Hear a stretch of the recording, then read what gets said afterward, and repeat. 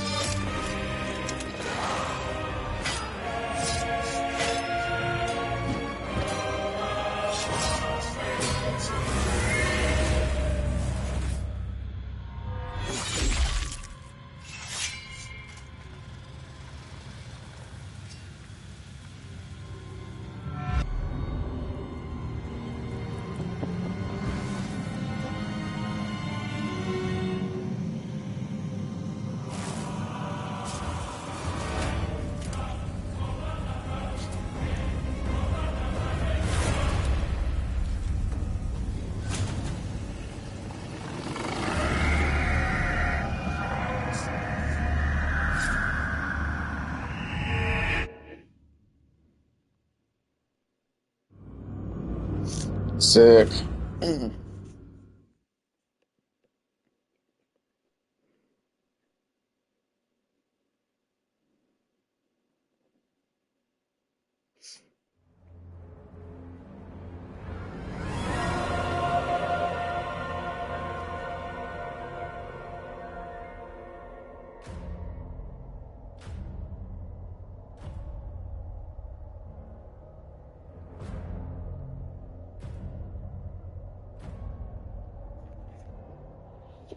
Alright, welcome to Lords of the Fallen. So, I've given this a run of like 3-4 different opportunities now to try to put this on the channel, and I just could not be content or happy with what I was going to put out there. So, now I've really keyed in and figured out what I want to do, at least for like the probably first and only run of the general experience here.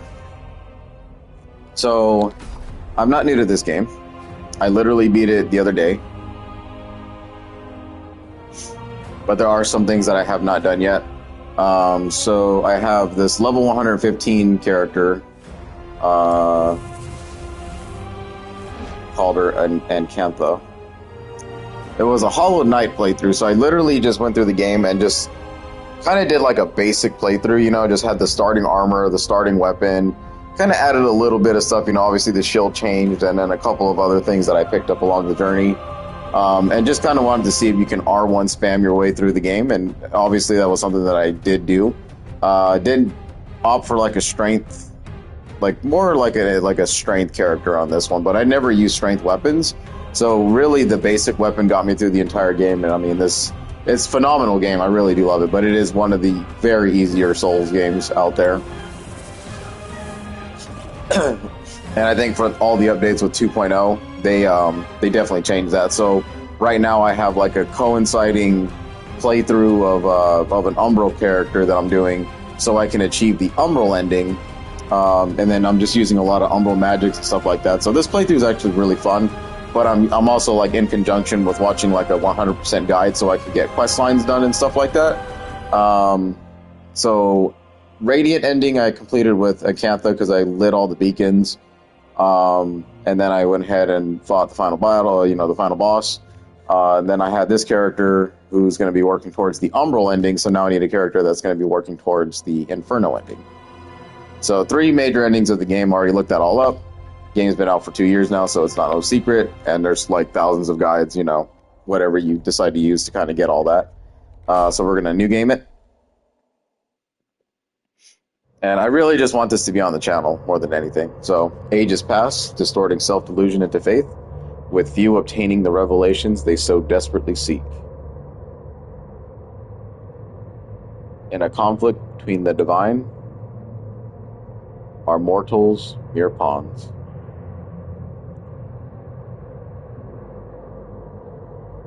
Whether the flesh of gods or death itself, all will be consumed. So edgy. So edgy. My type of game. For she must feed.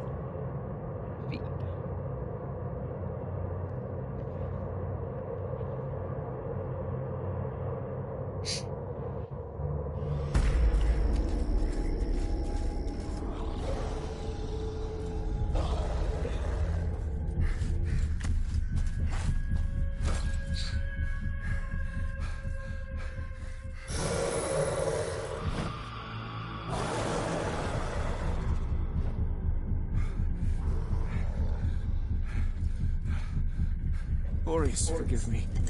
It's to you this weapon of deliverance, to a worthier servant than I.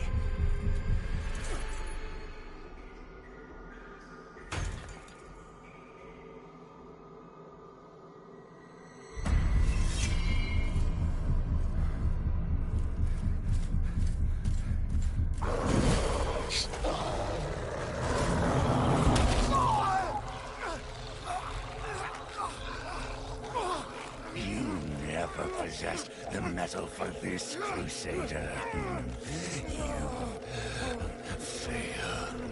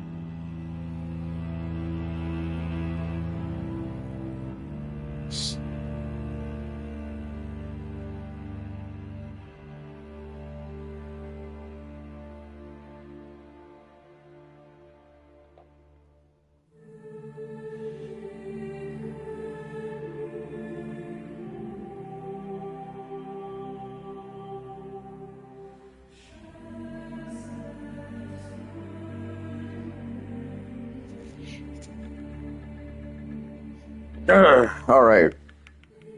So, Pirate Cultist, that's what we're going to be doing, like an Inferno run, so it only makes sense to kind of be like an Inferno kind of character. It's something that I want to run anyway, because I'm trying to get a feel for all the different magic classes. And as soon as I saw this dude open up, so you get like different characters after beating the game on certain endings. So I got the Radiance ending, and this is one that I unlocked, which I think he looks fucking cool.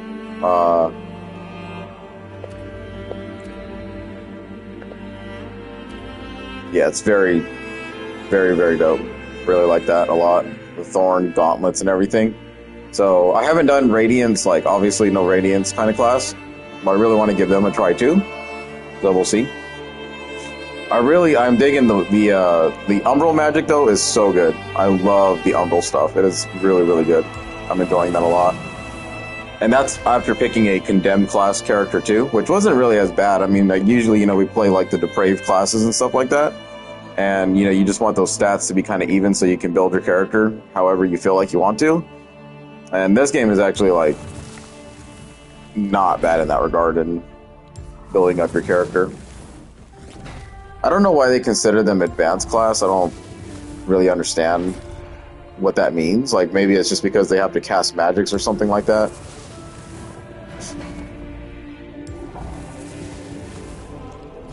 To me, it's just a regular playthrough, though, you know? Like, maybe this one's advanced because it has dual daggers, and daggers aren't really considered, like, strong weapons most Souls games.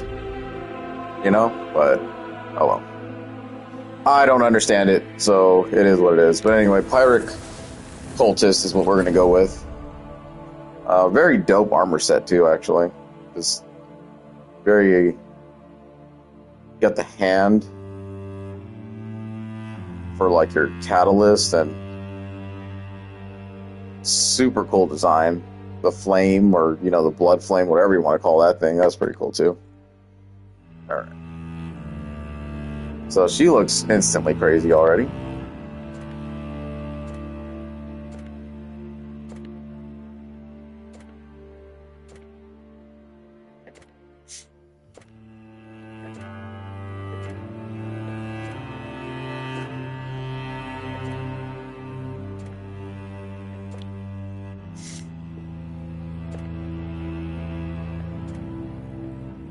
If only I was that good at changing hair colors like that.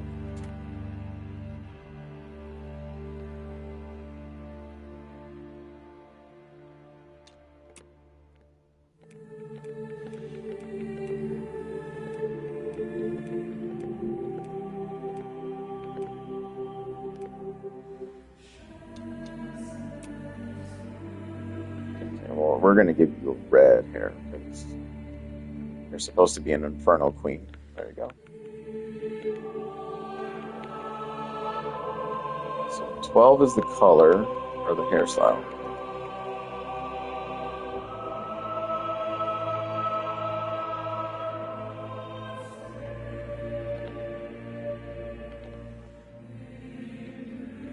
Trying to see which one makes more sense for this kind of a run.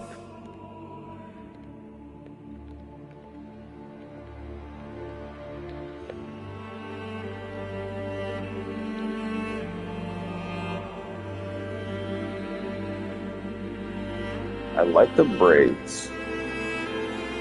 Standard hair.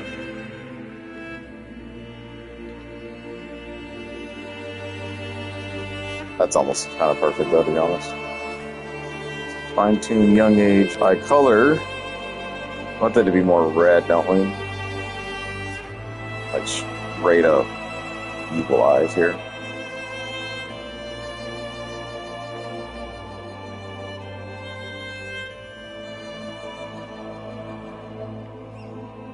Just like demonic as fuck, dude. Love it.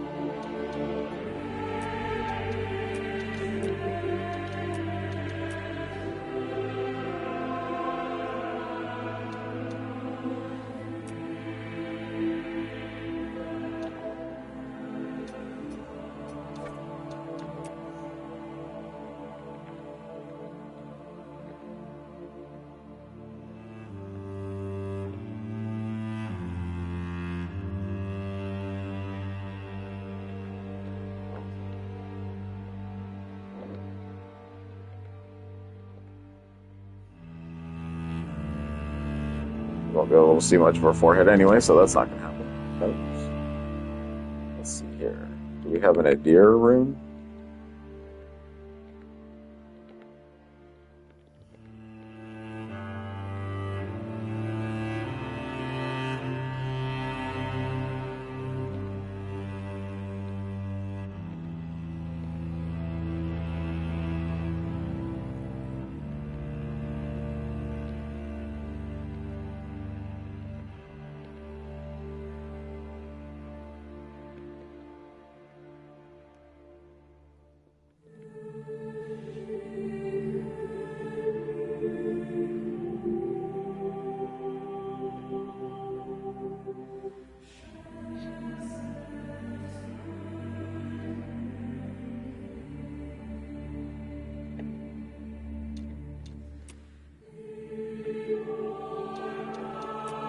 right cheek.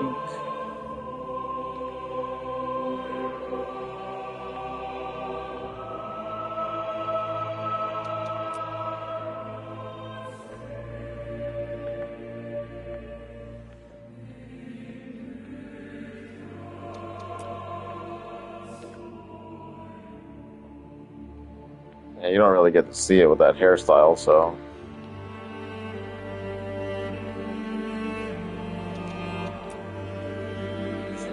The mouth line, so I get.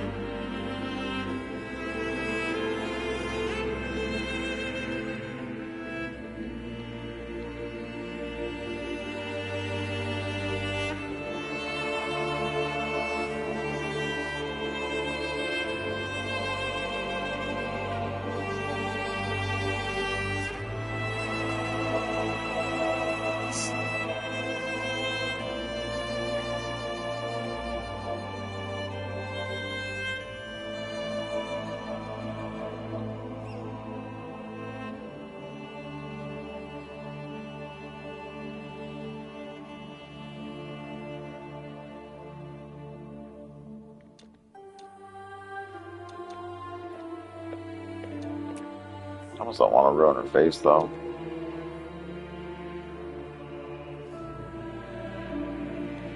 What the hell's going on with her legs?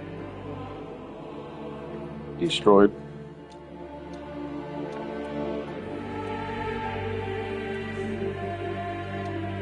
That's fine. It's fine. Tattoos. Chest.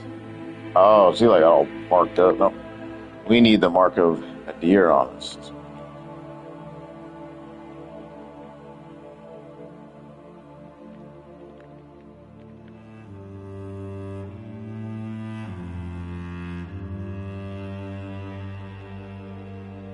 Even though you ain't really able to see it, at least you kind of know, right? That thing's orange. There we go. Our back. That looks terrible.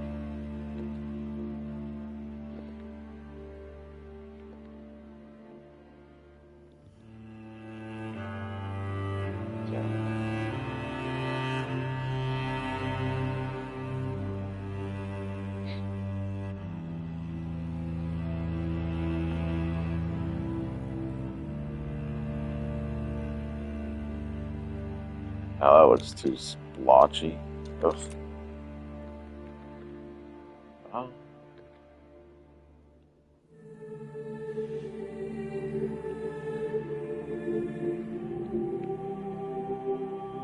It's like we take all this time to do these things, and then it doesn't really matter in the end because nobody sees the shit.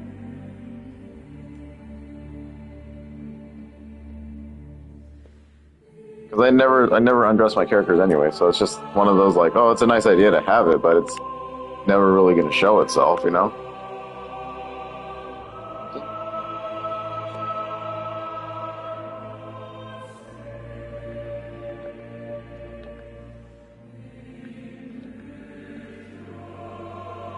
You don't really get cool, like, a deer symbols and stuff like that.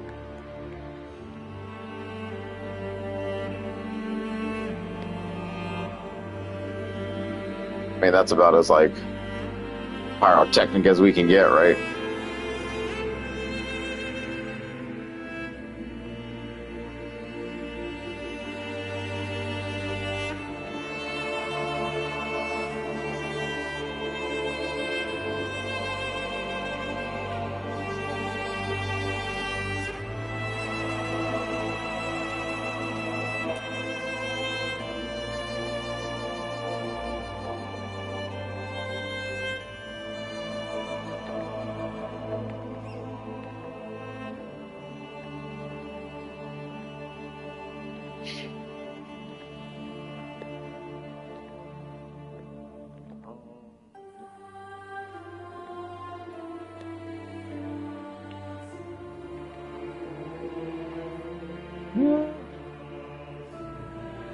I think the crazy symbols are cool, but this arm does not come with that, right?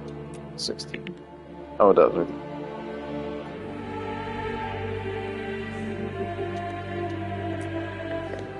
Alright, this is probably the craziest looking one.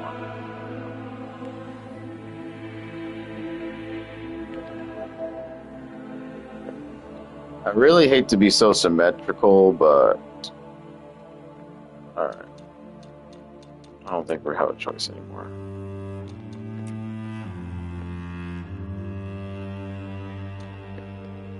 That just looks better. She's like purely just marked red forever. The eye things are throwing me off a little bit. I don't really like those too much.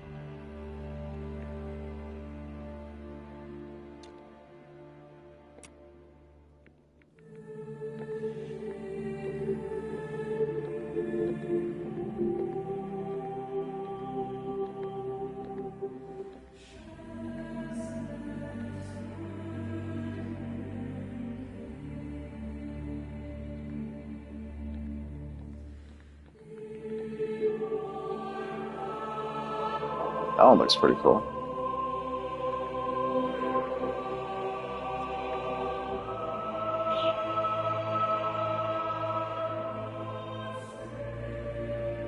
Nope. That looks even crazier than last time. I think we'll just do this, just simplistic looking.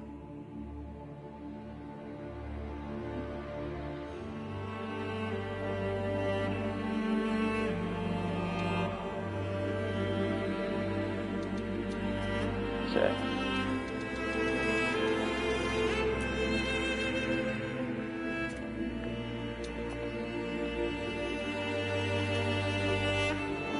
Oh, that's menacing.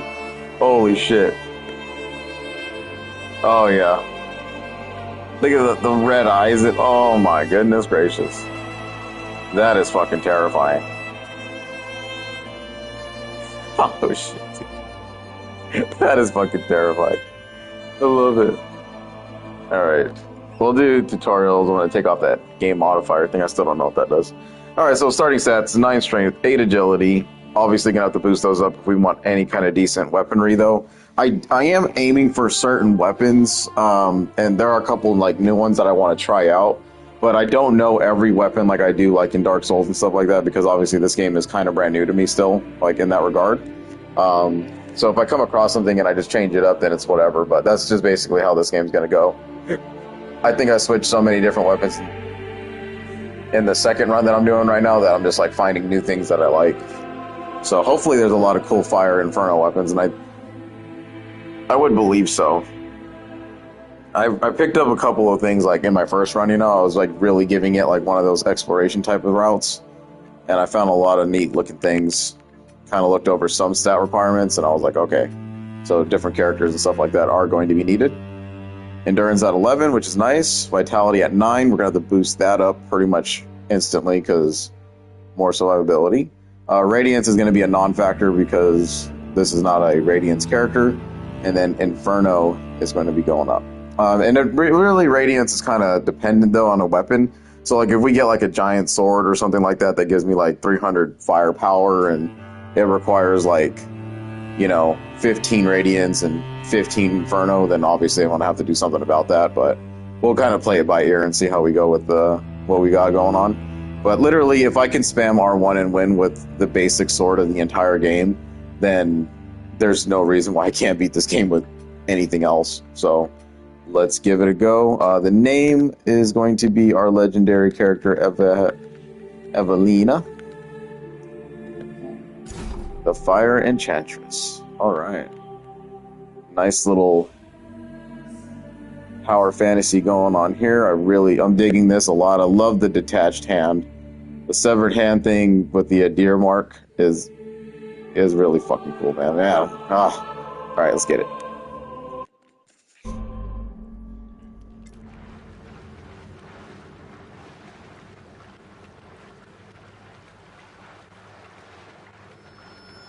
Lo, the latest receiver of his grace.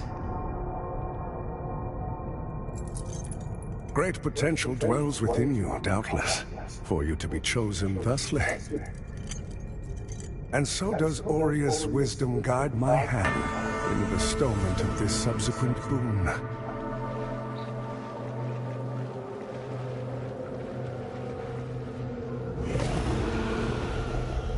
Your flesh has been made sacrosanct with the mark of the Dark Crusaders.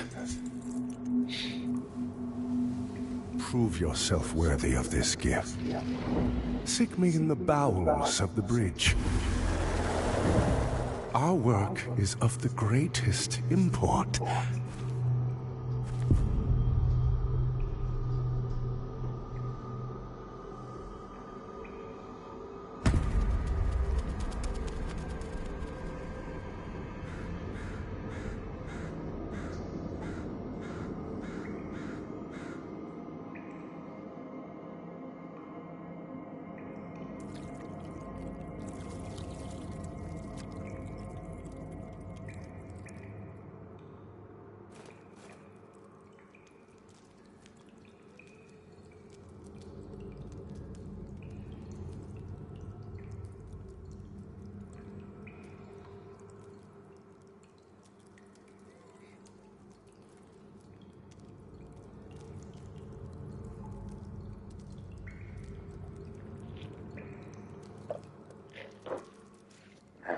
All right, what do we got going on here? Dude, that is... Okay. Get out of here. That is so clean. That is fucking clean. Oh, man. Really scary. Alright, since I say I never get naked, here we go. Now we're finally naked. Get off me, tutorials.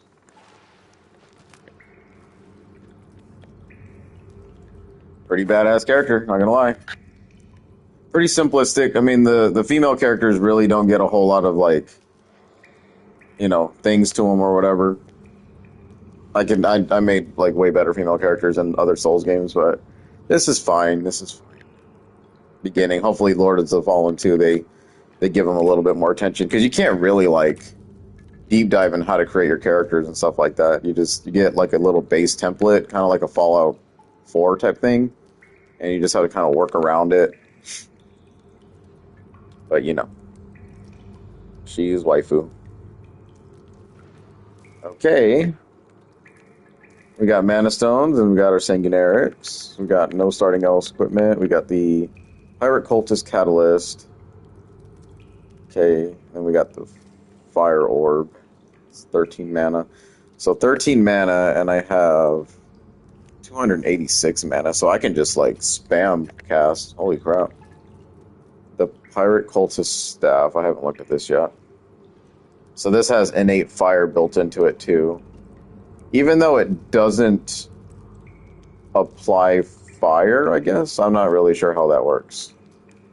So I have split damage, basically. Okay, so I get 45 physical damage and then 45 with fire damage attached to it. But it doesn't have any fire buildup because it's all zeros across the board up there. So the way that those read is Radiance, Bleed, Fire, Ice, Ignite, and Poison. Yeah, Poison. I think the first one's called Smite, actually. That's what that one's called. Okay.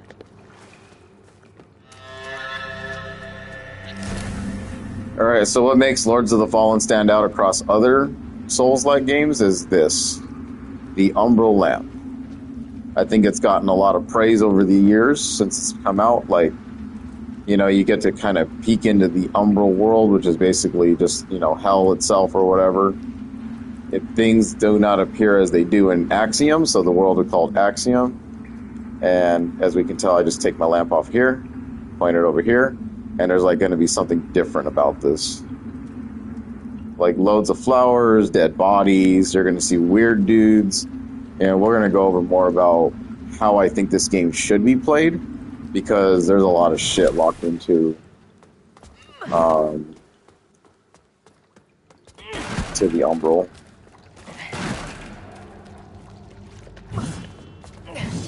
Oh, you're not a spear. Okay, hold on. What are you considered? I thought it was a spear. I wasn't even looking at that. It's a polearm. So basically a halberd. Okay. That's a new set I have to get used to. Hold on. 1, 2, 3, 4, 5, 6. Okay. 1, 2. Okay. Charge. Get your ass beat. Get your ass beat. I don't think they understand how much, like, mass you have to have on you to, like, swing something like that and maintain control of it.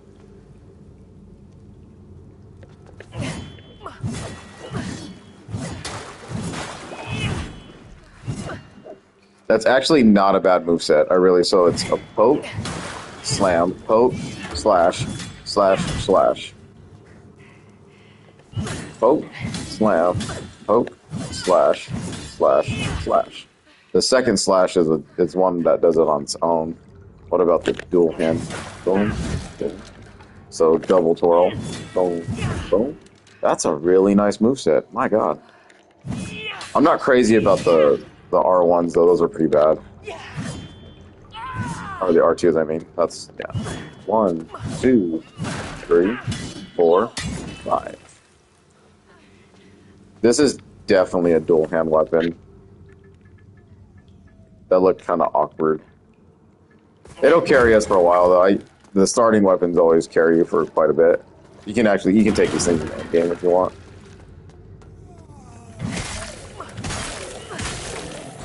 Okay, so obviously we're very significantly weak. Because usually you can double tap those kinds of dudes.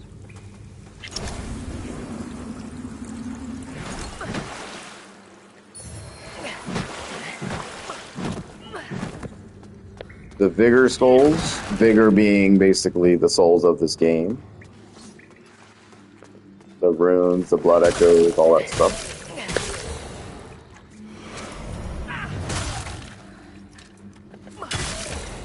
And that was a full swing too.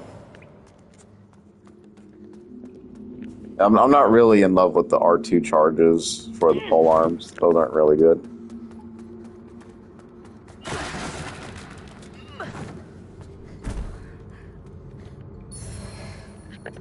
Tinks. So basically just go into your tinked menu and then you can kind of look at your character and then change armor pieces like that.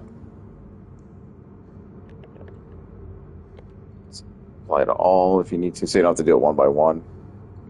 So you can remove the tinked if you need to. I think that looks really nice. Yeah. It's more of like a glossier look. I love the red eyeballs that I possess right now are like really making the cultist uniform look really good. Like it's part like natural to it. Hello, brethren. You're an asshole.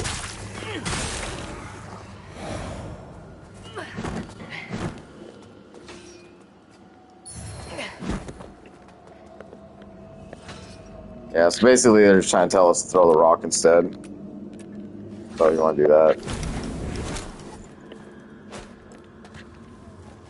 I'm not a huge fan of the ranged mechanic in this game, but it works. So then let's give this a go.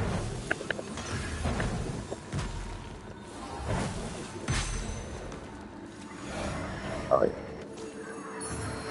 Me and Fireball are gonna get along just fine.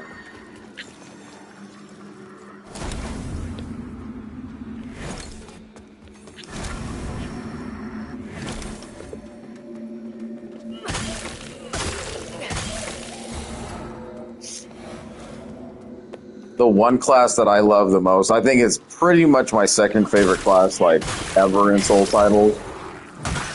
Oh, I didn't block. He usually comes around this way, but he took the closer route to me. But yeah, and like the second most favorite class for me to play in Souls games is definitely the Pyromancer type builds. I just like the affinity of fire magic, right? It's so good, so clean.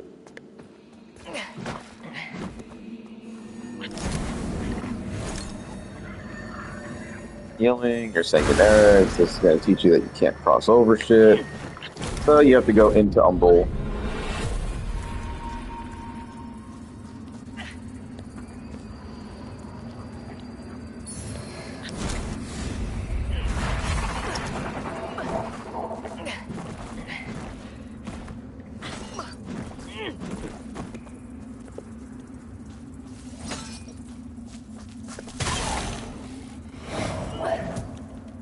I jumped the gun on that one because it's not quite the tutorial for plunging attacks yet.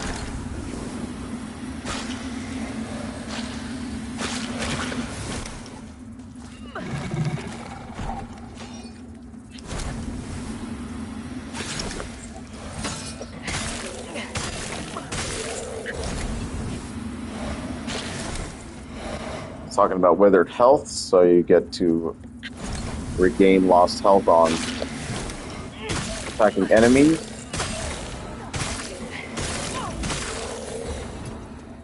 Nice. Those are super important right there. Double wooden crosses already. Wow.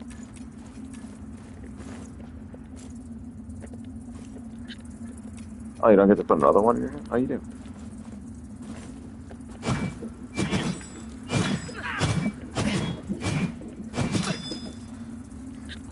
To be honest, you would do more damage this way, but, you know, we're doing this for the...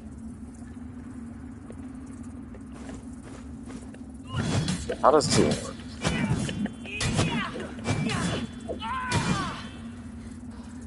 Oh, that's cool. I didn't know you could do that. See, I'm still learning shit about this game, man. Like, it's good stuff. We'll put on the fire salt since we're pyromancer. I thought you had to have, like, same type of weapon to dual wield, but I guess you can just do it with anything.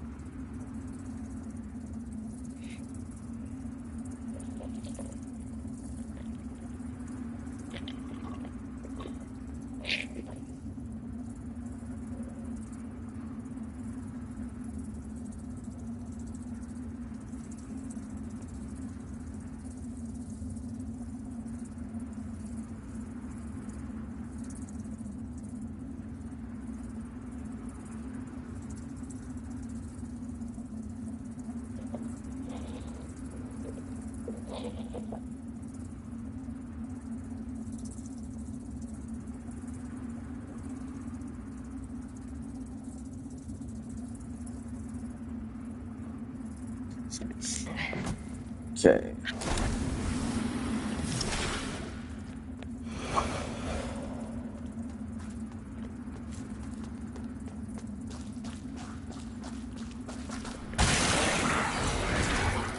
Die, you withered bastards.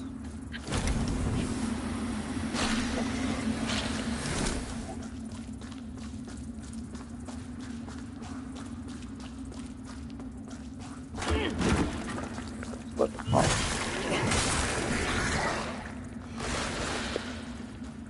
See, these little dudes right here, they're not really that bad to deal with.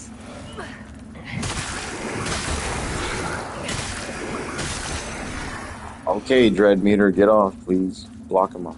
Second screen, bro.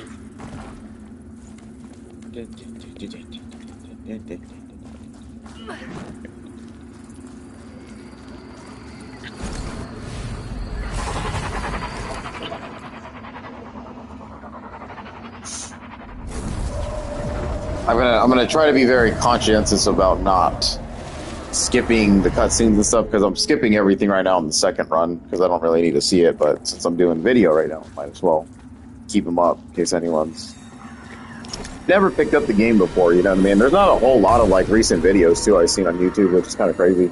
A lot of like the older videos I've seen are pre-patch 2.0, so everyone kind of just played the game and said, I'm good with it.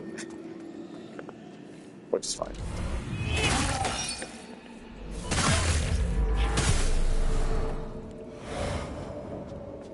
Give me your loot.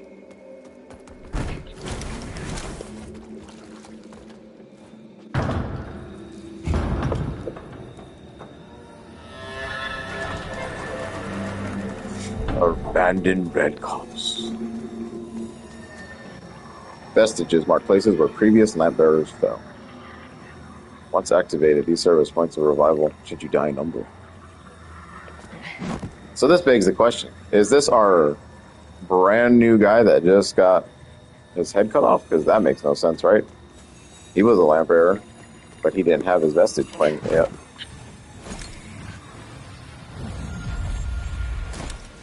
Desiccated moth.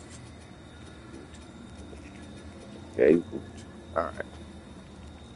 So one level, we're going to just pump vitality for now because no HP is never fun. I think any build, any character, vitality needs to be your very first. Unless you're just like super good at dodging or you don't really care about dying and running back all the time.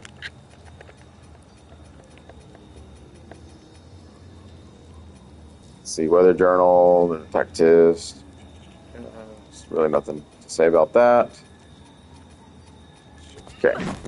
And I will do my best to find everything again, but like I said, there's definitely a lot of shit that I missed just playing through a guide right now, and I was like, oh man, this is going to be a real tough game. This isn't meant to be like a walkthrough of like, oh, 100% guide or anything like that, but there's going to be things that I'm going to do for the first time, and I'm going to be kind of looking up a little bit as quest lines, so as, from what I could tell in the other run I'm doing, you can't complete everybody's quest line in one run, so this is actually a perfect opportunity to do some quest lines that I don't have to repeat later on, so you're going to keep this going. First boss of the game. Blocked you.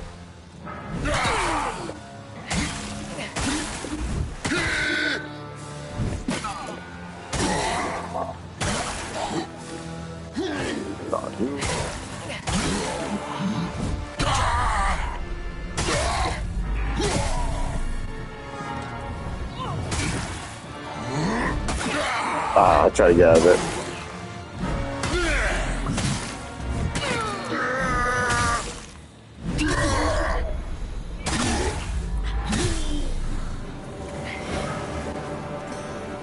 Sinner has been judged.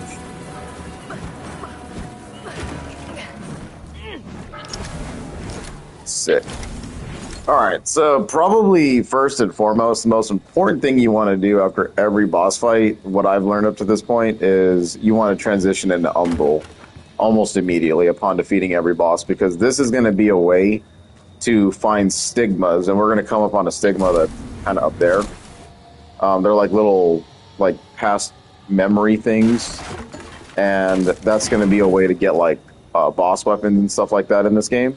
It's not going to come from this guy immediately, but it's a good habit. So once you beat a dude with a giant health bar like that, just transition into Umbral. And then kind of look around the arena, because there's going to be some stuff in Umbral while you're fighting bosses that you're not going to normally see. So some boss fights are actually better to transition into Umbral almost immediately, so you can like deal with certain mechanics of the game.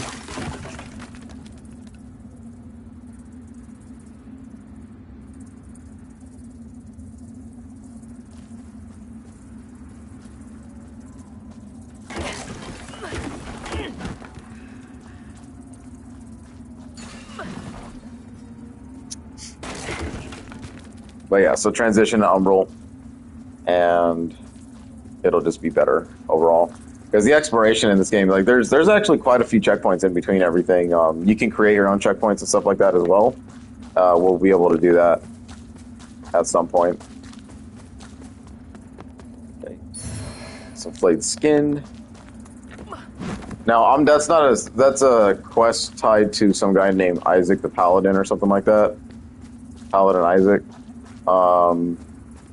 I'm not going to do that one because I don't know the stat. I haven't even met this dude yet, so I don't know. But I'm currently working that on the other playthrough. So that's a quest line that I know I can do, but I'm not going to do it on this one. So that's an item you have to get for it, though.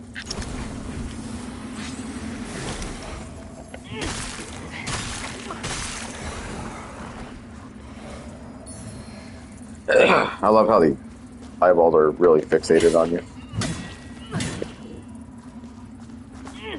Umbral is very creepy, as you can tell. And then, so you can tell this is a 2.0 as well, because after this first fight, there's supposed to be another fight that prompts, and it's going to be one of those losable fights, or you're supposed to lose fights like in every Souls game ever. So just keep that in mind. If you never updated your game or anything like that, for whatever reason, I don't think that's a thing anymore, but yeah, the vanilla version of this game had like a unwinnable fight here, and then you would die, go back up, and then restart. But if you were good enough and you could kill the dude, then you actually like prevented a really stupid boss fight in the future, which is kind of crazy to think about. But this is a really, really tough fight, so it's not going to be easy by any stretch of the imagination. But yeah, the perfect dodge frames and pretty much not get hit once. It's really a test of skill there, but you know, plenty of videos of people doing it if you guys want to go check it out.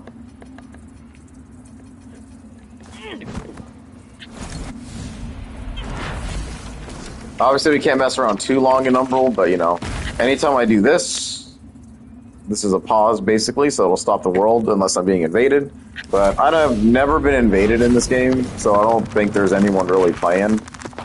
And I think you can only get invaded while you're in Axiom, which makes sense. Because it basically is like human form, so we're thinking in Dark Souls 1 terms. So you're basically like in your human form, or your Ember form, or your Effigy form, or whatever you want to call it. You know. The Iron Way there. I always wondered if there were others. You're probably take it lightly. I don't know, but since making you a bigger, if you know any. If you know any.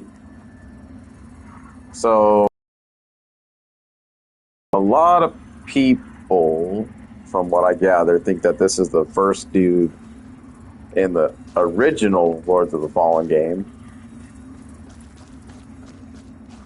which would be quite the fall off for him, to be honest. But it makes sense because the ending of that game, I had to look it up. Because I remember like playing it, but I don't remember playing it, you know? It's just one of those things.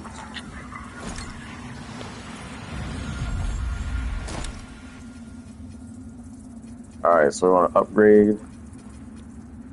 Just keep pumping that vitality stat. Hit the rest. Only rested because our meter was going up. Alright, so in Lords of the Fallen, these blue things right here are going to point to, like, stigmas. There's supposed to be tutorials popping up that tell you about this kind of stuff, but I guess they think I'm, like, a pro player and shit like that, so I guess we don't have the need for that.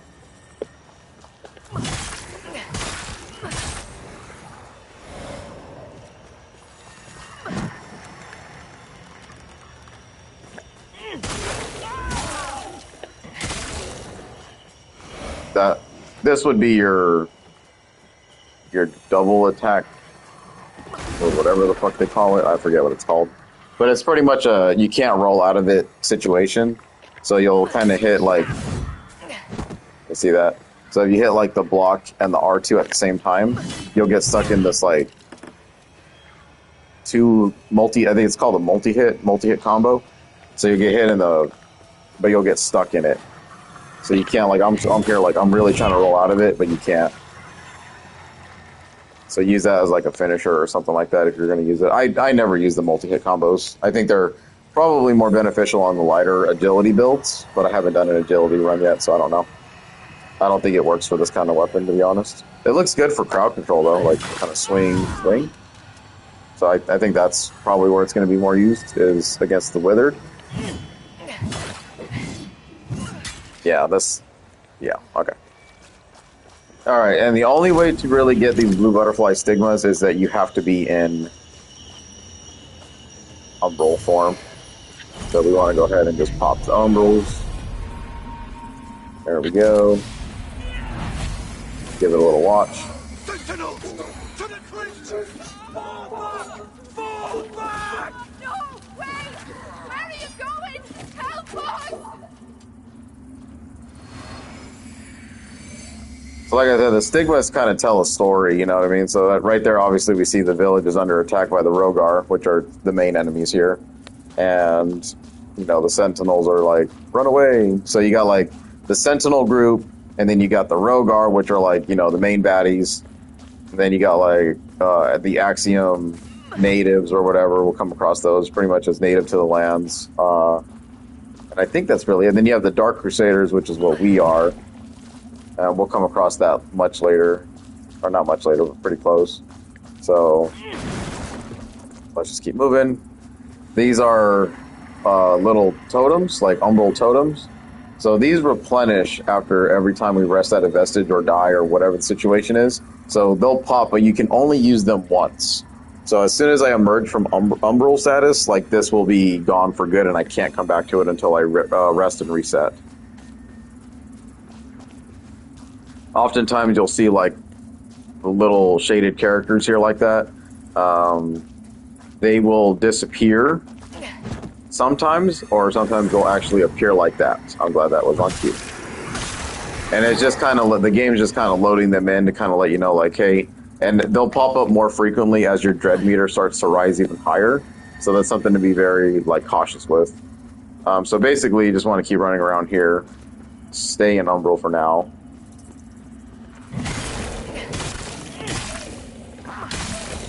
I already knew dude was back there, so it's not really a secret. Broken swords, piece of shit. The Hollowed Condemnation. That is a short sword, I think. Yes. That does innate bleed buildup. So if you got the requirements, go ahead and get yourself a short sword right out the gate.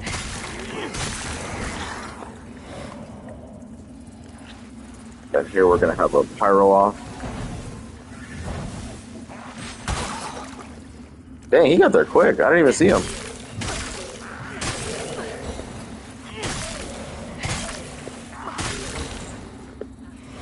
Yeah, this weapon's got to go. I'm not really too sure on it. It's kind of slow.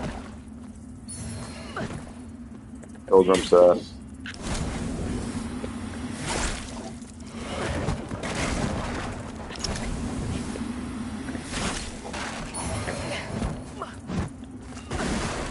I will say, though, that there is probably going to be some missed like stigmas around the world, because you're able to get these scourings, right? And that's like the whole point of the stigmas, and they're used to buy like boss weapons and items and stuff like that. But I remember showing up here very late game, and like as I was kind of running through the game one more time and like clearing up, you know, doing like my backtrack adventures. And very, very late game, there was a stigma that wasn't here before, and it just hangs out like here in the corner. So I was kind of like, did I miss that? So then when I reran the other game, I was like, oh shit! Like other stigmas just kind of just show up. So and sometimes it's kind of janky. You can see I had it popped up, yeah. So you can kind of pull. You're not supposed to be able to do this, but you can pull through. Obviously, there's no point to do that because I wouldn't be able to pick up the item, and it would just be something that looks pretty bad for me, right?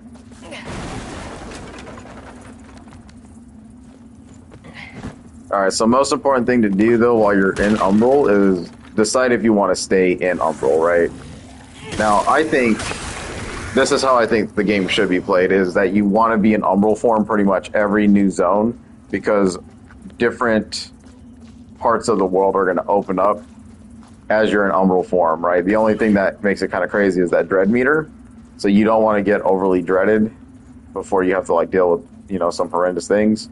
We can see this dude. We'll get a lot of these enemies. He's going to be a little tough right now because, you know, he's supposed to be like a challenge guy, like your first night of the game. But if I wasn't, so we'll just keep this in mind. If that, you can see that, the little bone bridge.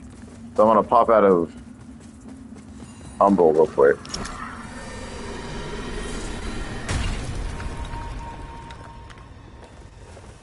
Return to Axiom.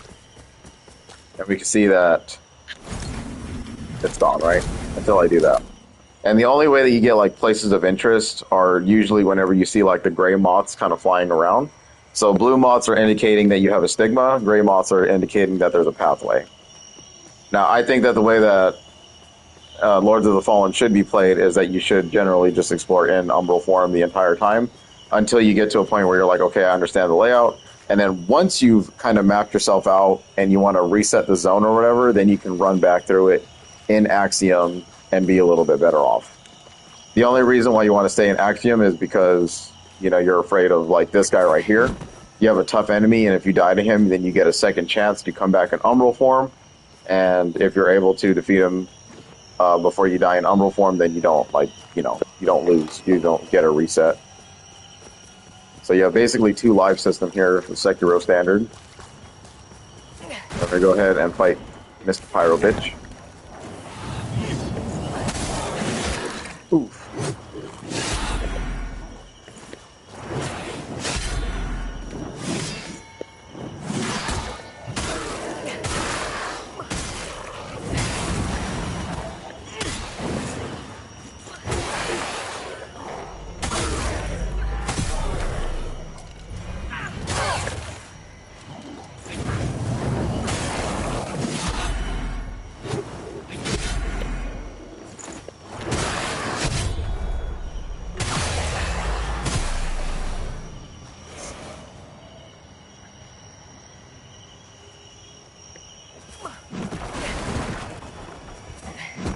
Alright, essentially what these guys are is like they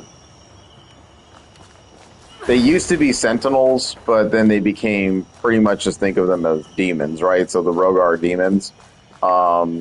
They're just corrupted, you know, they got corrupted into the demon versions of themselves. So we're gonna come across like the same moveset kind of guys, but there's like 2 types of basic enemies in the game that we'll be fighting a lot, and those are like the Inferno enemies and then the Radiant enemies. So Radiant enemies are usually affiliated with like the Hollowed Sentinels, and the Rogar are usually the Inferno type of enemies. So both will collide, and obviously our build of being a Pyromancer, it's going to be way stronger against Radiant dudes. So anytime we come up on a Radiant guy, we're just going to smash through that. We're probably going to struggle with Rogar people. So that's where you kind of have to drop the, like, unless you're really, really like dedicated to your roleplay fantasy, then, you know, find you a Radiant weapon or something like that, and then just kind of, you know, use that pure without only weapon just for destroying Radiant dudes, or destroying, like, you know, the Rogar enemies and stuff like that. So we'll see. I haven't really, like I said, I haven't really explored with that. And I don't know many weapons that actually like carry innate smite inside of it, other than like one boss weapon. So we will definitely have to test that out and see what's going on. I do like the wither weapons. That's what I'm using right now. The wither mechanic for enemies is a lot more different for us, though, kind of. Alright, so like I said, you got that. We should probably knock this down.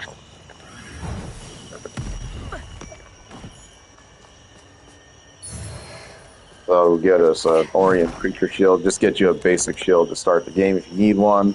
Obviously with the pole arm, I don't think I really need it.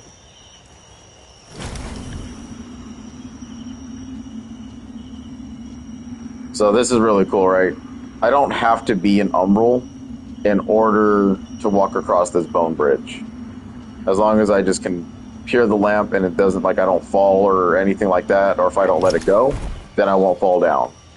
There's going to be a couple instances like that in the game where you can kind of just like make that decision to travel in Axiom and across a bridge like this. But most of the time you're going to be able to see like mages or arrow dudes, and they're going to try to shoot you and interrupt you so you can fall straight through. That's the moments that you do want to just kind of either range them down yourself or transition into Umbral and then just kind of work the level that way.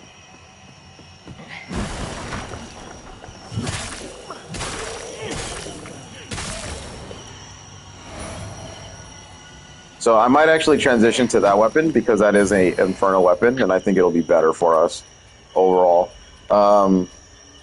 Yeah. So it's a lot stronger. I will always say that everything's a lot stronger than each other if it already does bigger damage numbers, because that's what we're working towards. And then this one actually has like a fire build-up to it. So it's kind of weird that the Cultist Staff doesn't, but it has fire damage attached. So I'm not really sure how that all really ties in together. So I'm guessing that the chances of just catching an enemy on fire is what this means. So we'll do the Mangler Axe, and I will put on the Orient Shield. There we go.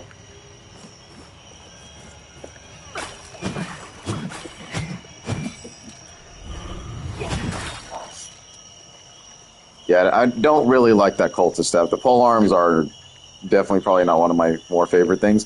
I love halberds in Dark Souls games, but that was a pretty bad moveset for what it's supposed to do. So we'll just work with this. And these Mangler Axes drop from common enemies through the game, so we definitely can get dual axes if we really want to. But I am not a fan of dual weapons, unless it's like katanas or something like that. So. Okay. We'll transition into Umbral now.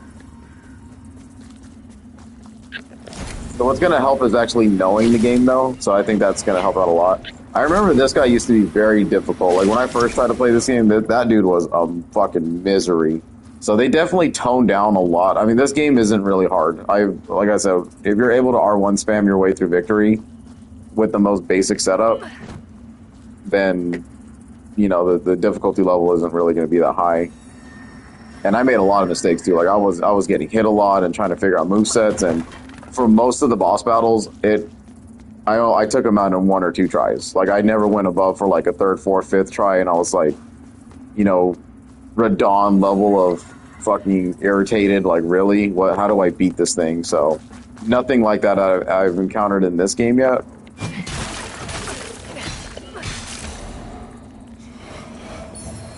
Oh yeah, that axe it's pretty weak, I guess, but, you know. So this dude is our backstab tutorial asshole. So you get behind an enemy, you'll get full posture damage when you get an R2 charged off their back.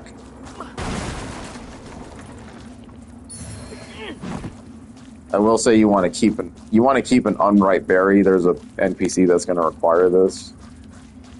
Like, just keep any items that you get. Basically, just keep them, because it's really hard to tell when they want them or what they need. Because it's just so random. They'll be like, hand over the right berry, and you're like, okay, what if I fucking used them? Because as far as I've seen, there's no way to buy them back.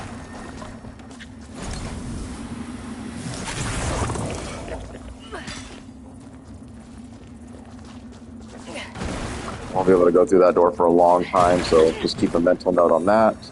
Here's a vestige. Pop the vestige.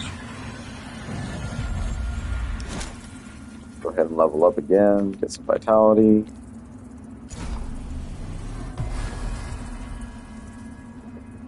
And I think 20 vitality is what I'm running with the other character right now, so that's basically what I'm going to go with. And I got through pretty much half of the game so far with 20 vitality, so it's not a high need of HP, because obviously the ranged part of our character is kind of telling you that we need to be at bay more than anything. But there's going to be a lot of instances where you have to be up close and personal, so pumping other things in different stats is definitely going to be a requirement. Especially like your endurance and stuff like that too, because you don't want to be neglecting those kinds of stats just for damage sake. Let's plunge on there.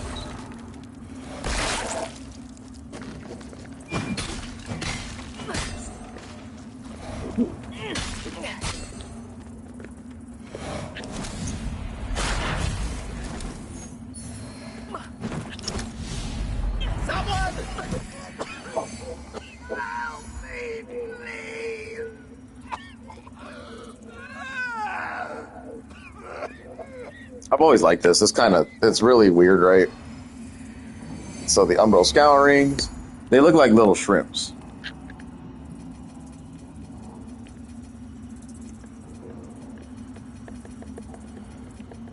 There you go.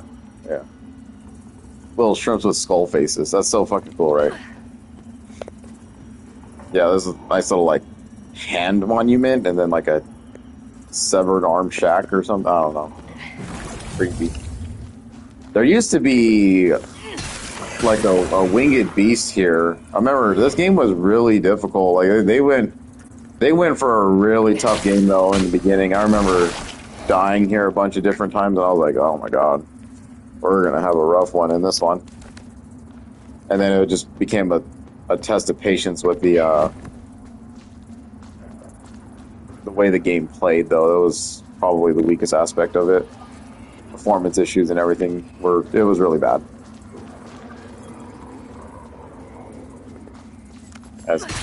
Like,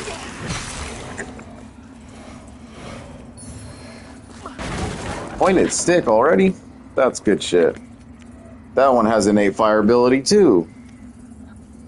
But it doesn't carry fire buildup, which is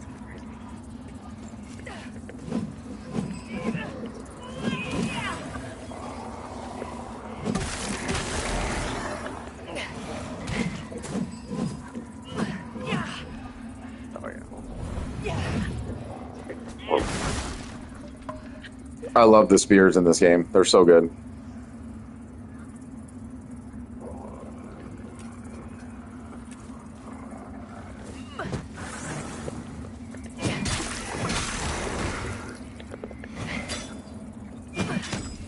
I was about to say.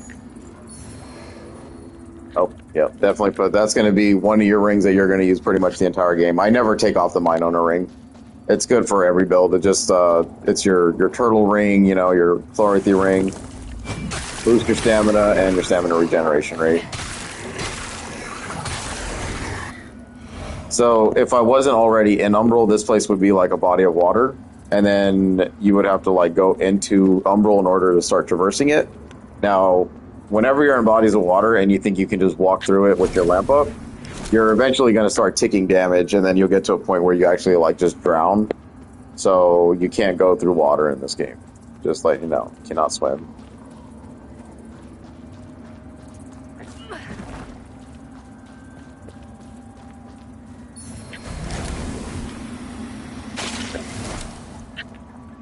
Okay, so we want to put the large clumps there. We want the salts here. The holy salts aren't a bad idea to have at the beginning of the game, because we are going to fight quite a few Rogar dudes. So if you just want a little bit more damage, then do my guess.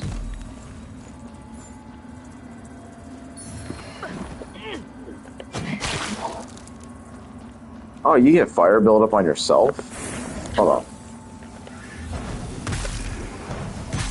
Oh.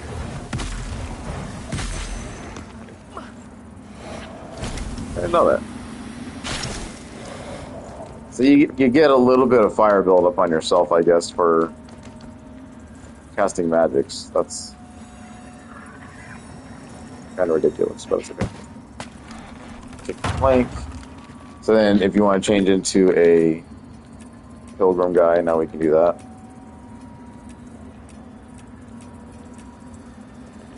And we can tink the armor, so it looks cooler. But now we can't see your eyeballs.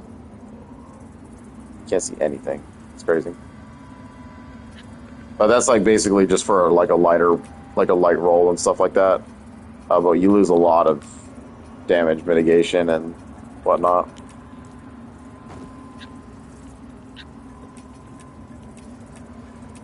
But to me, that doesn't work.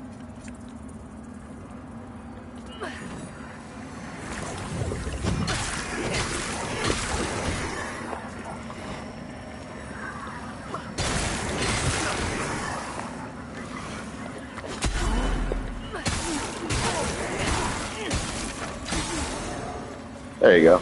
Caught his ass on fire.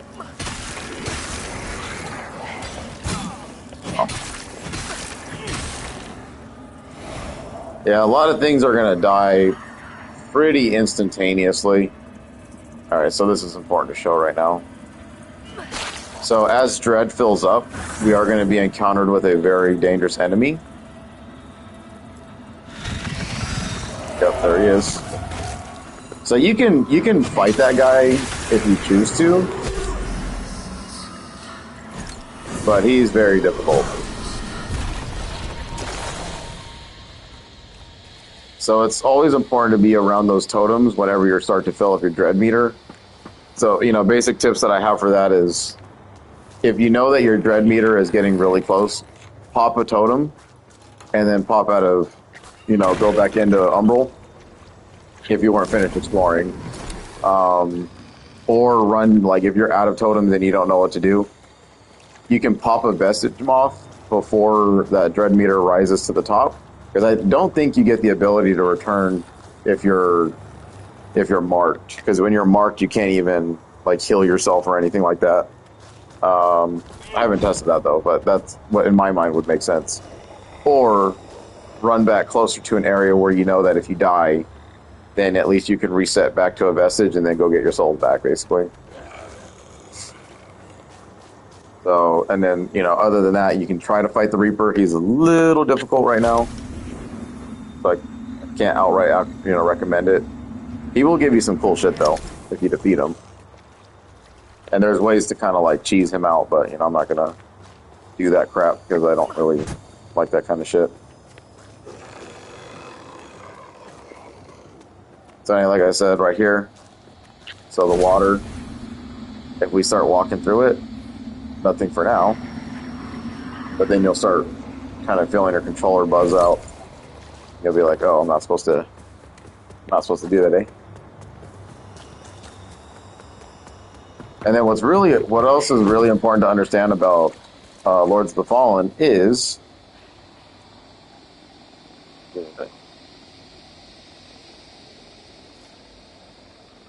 what else is really important to understand about Lords of the Fallen is that if you have missing HP, if you know that you're about to transition back into Umbral, just pop back into Umbral status and you'll actually get like half your HP regenerated and then the other half will be withered state, which is a lot easier to kind of get on, but doing that.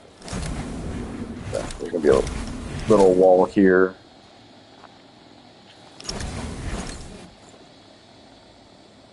Is this okay? I was about to say, I can't really tell if it's water or not. But this is just the other entrance over here. So you didn't really have to go through Umbral to do that, but just a nice little detail there. And then you got your ladder that you can only be in Umbral form for. Because this would be blocked, if you remember.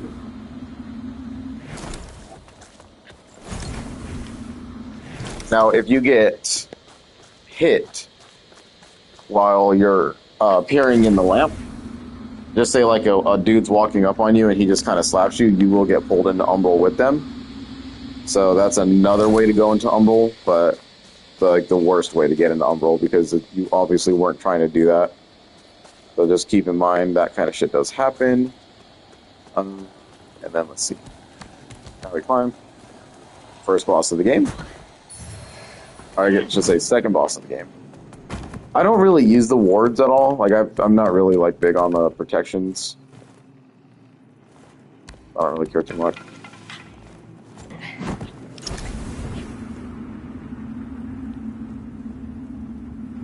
I like that so much, man. So fucking crazy looking, man. Oh. So he's here to teach us some shit. You carry the lamp long enough. If you don't make use of this, I've given from now on. I've given from now on. I'm gonna have to look at the other game though and see like if the lamp was even mentioned or if it was actually part of the lore, because I don't think it was. I don't remember there being a lamp in the first Lords of the Fallen game. This door is locked for now. We need the Skyres bridge key.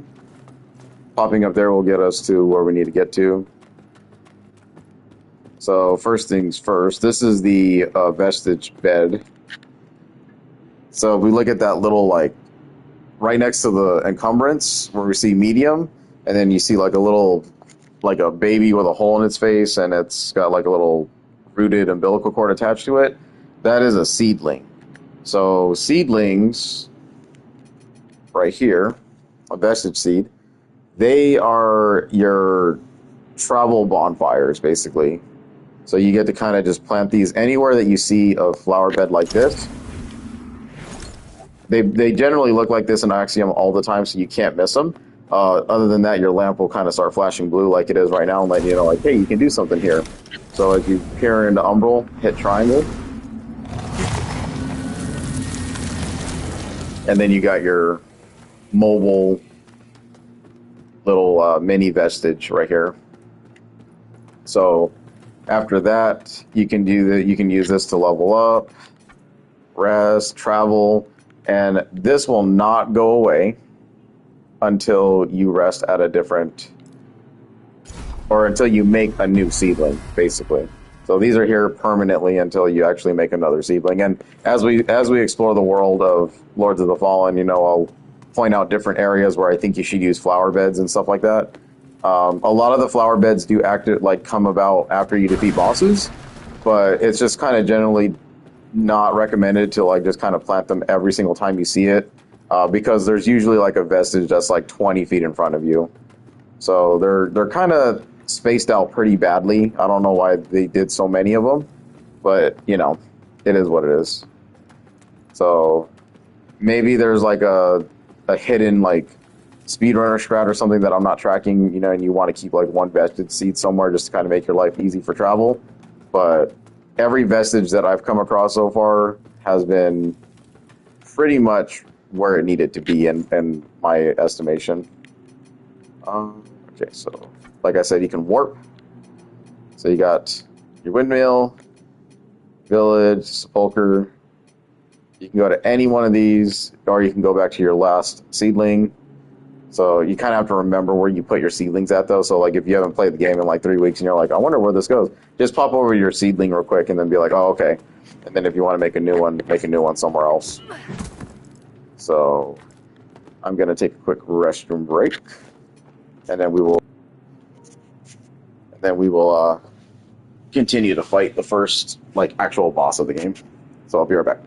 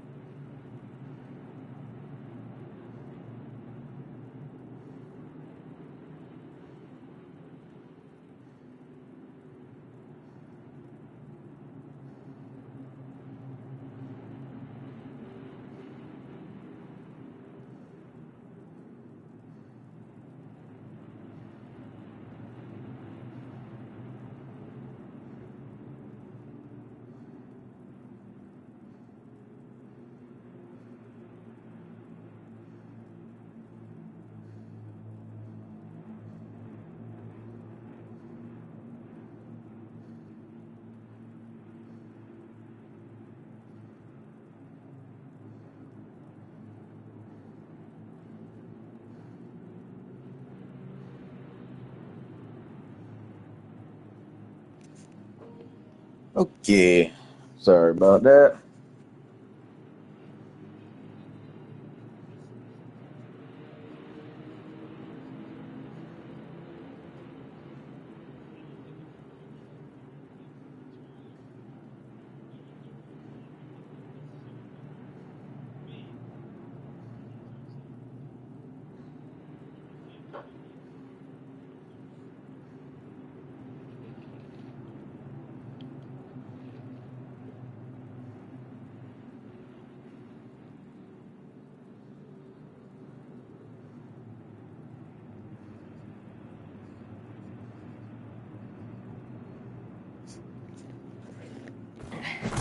Let's go.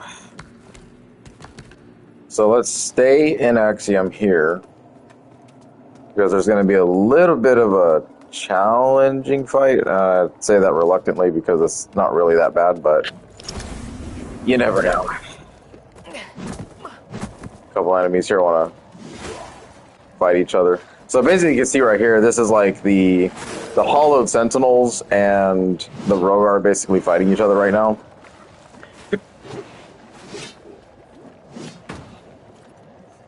Both of them are enemy aligned towards you, though. They just fight each other still.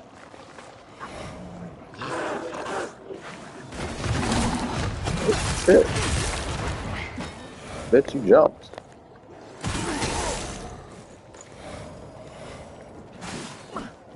I just fixated on someone.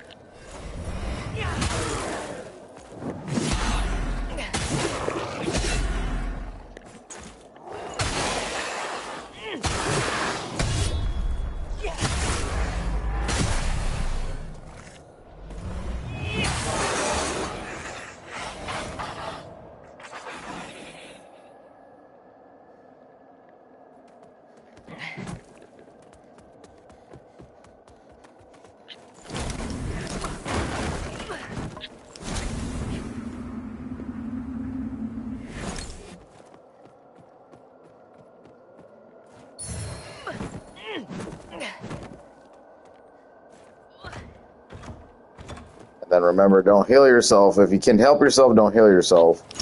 Just pop into Axiom, and you'll get that HP back. Rusty Cutter. That one might actually be worth kind of checking out, too, because it is a short sword that does flame damage, I believe. Yes. No, it's just a regular old short sword. It has fire damage built into it, but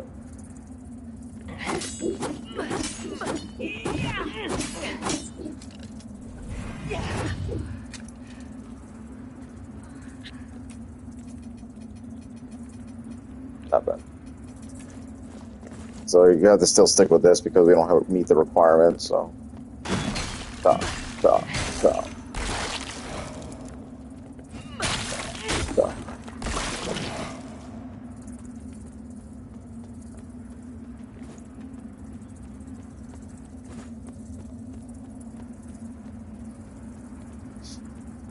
And then when we're picking up these loots, you want to be in Umbral, because without Umbral, this is going to be like a little bit of a fire trap. So your character will take fire damage. And if you catch flames right now, you'll actually kind of die almost because your HP is so low right now. Or you'd be using unnecessary shit. So basically, that's the boss arena right there. Just like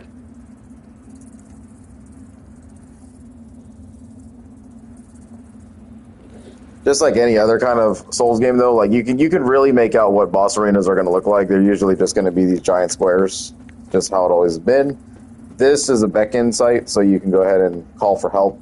If you're playing online, you can have buddies. If you're single-player game, usually there's going to be a lot of instances where you can, story boss-wise, you can summon your fellow NPCs, as long as you haven't pissed them off.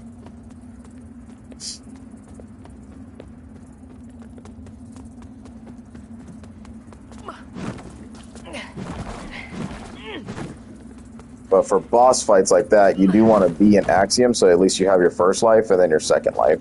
So we're always safe in that regard, since we picked up everything there.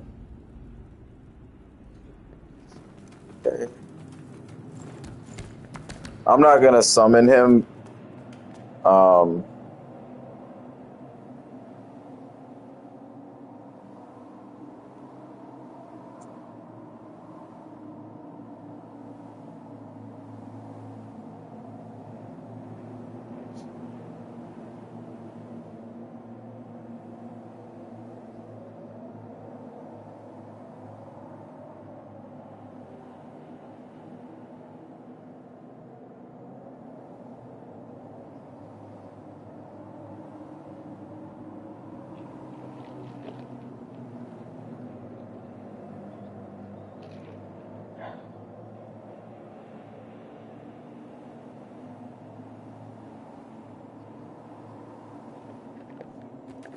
watching the Texas and Gator game right now.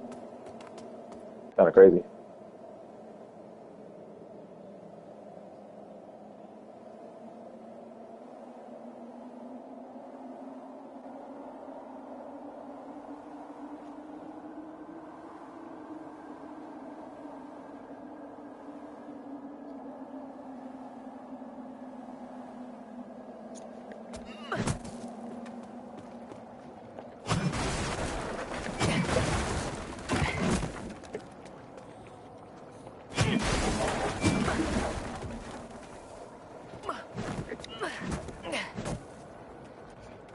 So, some NPCs you do have to like summon some of them for like side quest type things.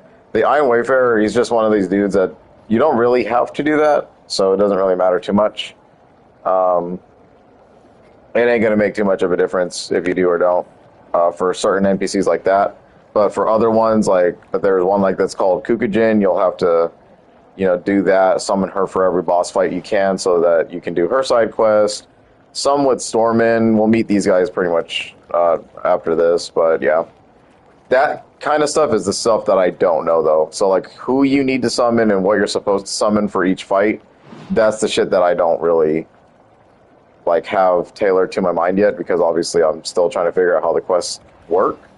But from what I'm gathering, doing the half playthrough I am right now with the Umbral guy, then things like this are pretty safe. Like, you don't have to beckon for their help right now. There is one such NPC, though. Her name is the Tortured Prisoner.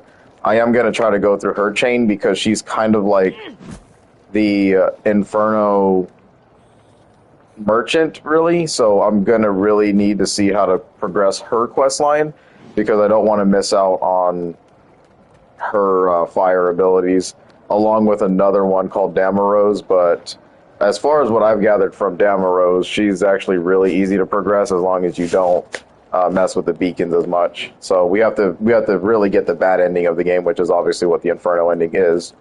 So yeah, or good, depending on how you look at it. Let's go ahead and get in there.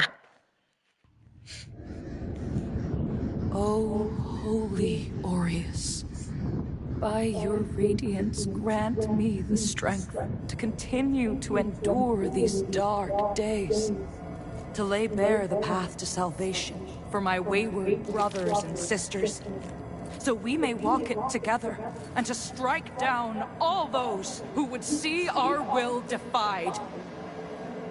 Even as our suffering continued, I honored my pledge of patience to the exactor. And yet you now appear before me, a stranger, bearing what was not yours to receive. A betrayal made flesh, and one I cannot brook. Such wonderful line delivery by this actress.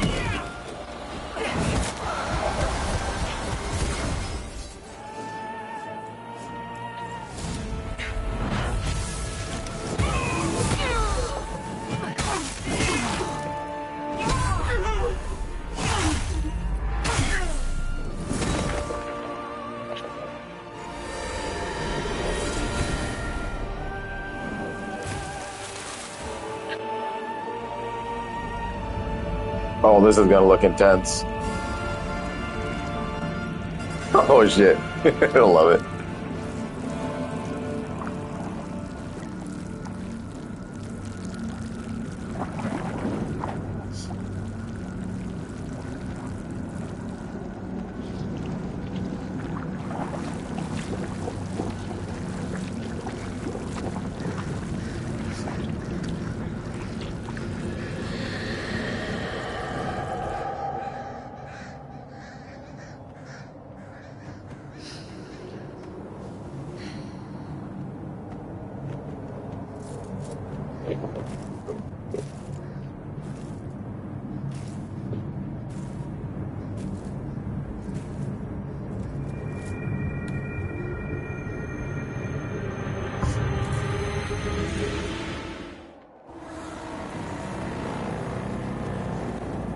The heresy has been purged. Alright, so basically, general rule again. Once you beat a boss, hop into Umbral. Unless you died in the boss fight and you're already in Umbral, then you're already one step ahead, which is good. Don't plant. You don't need to. Literally base right in front of us. Brothers and sisters, you honor us and all who came before you with your sacrifices. While I wish they were unnecessary, my wishes will not ease your suffering, but I pray my sorcery does. Radiant healing spell.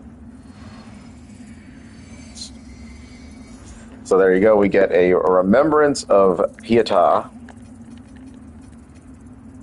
The map stuff too. Kind of want this to be improved in the second game because it was nice for what it is. Like I really enjoyed that it wasn't as handholdy as like Elden Ring in a way, but you know, in a sense, there's a little bit of handholdy stuff because the lamp, if you hit the moth trail, it'll kind of tell you where you need to be going. It doesn't happen every time, but as long as you're in the right area, it'll kind of direct you to your next vestige point. So, you know, just explore.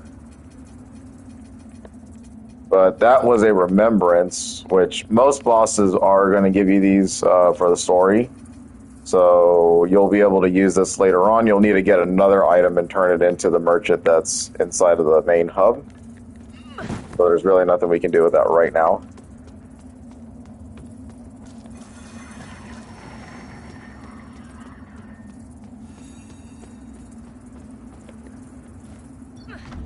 Sanctify. That's going to be a shortcut much later in the game. And then there you can pop out of Umbral if you really need to, but we're literally right at the main hub. Most of the time when you're in the main hub anyway, you do want to be in Umbral because there's going to be a merchant that you can only see in Umbral. So it's better just to stay this way.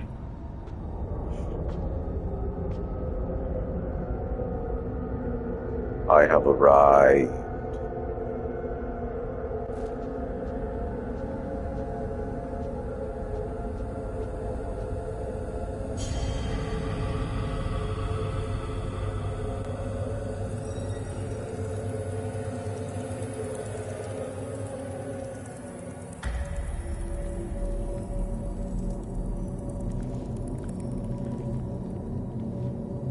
Welcome, Dark Crusader.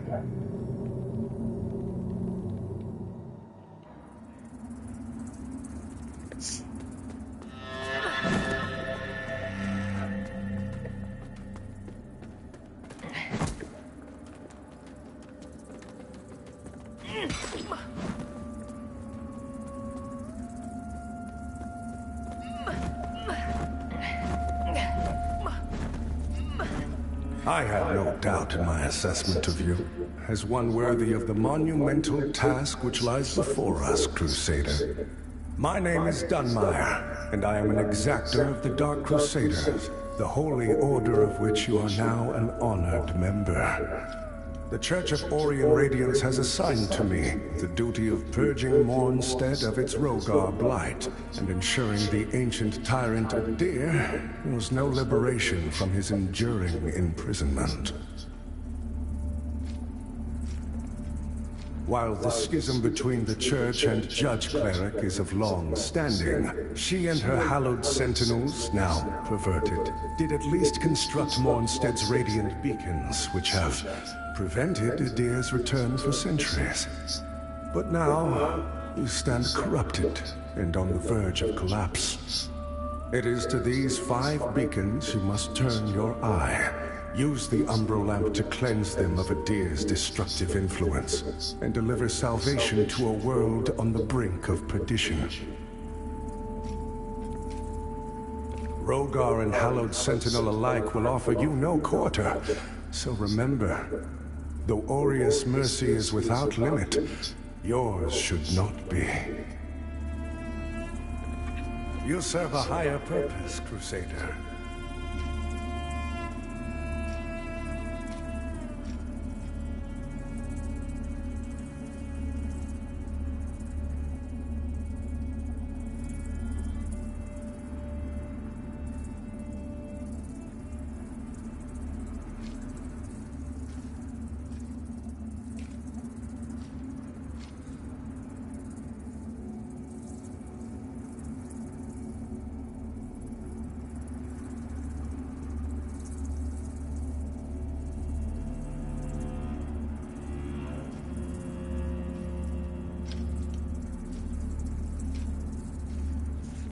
Okay, so Exacta Dunmaya.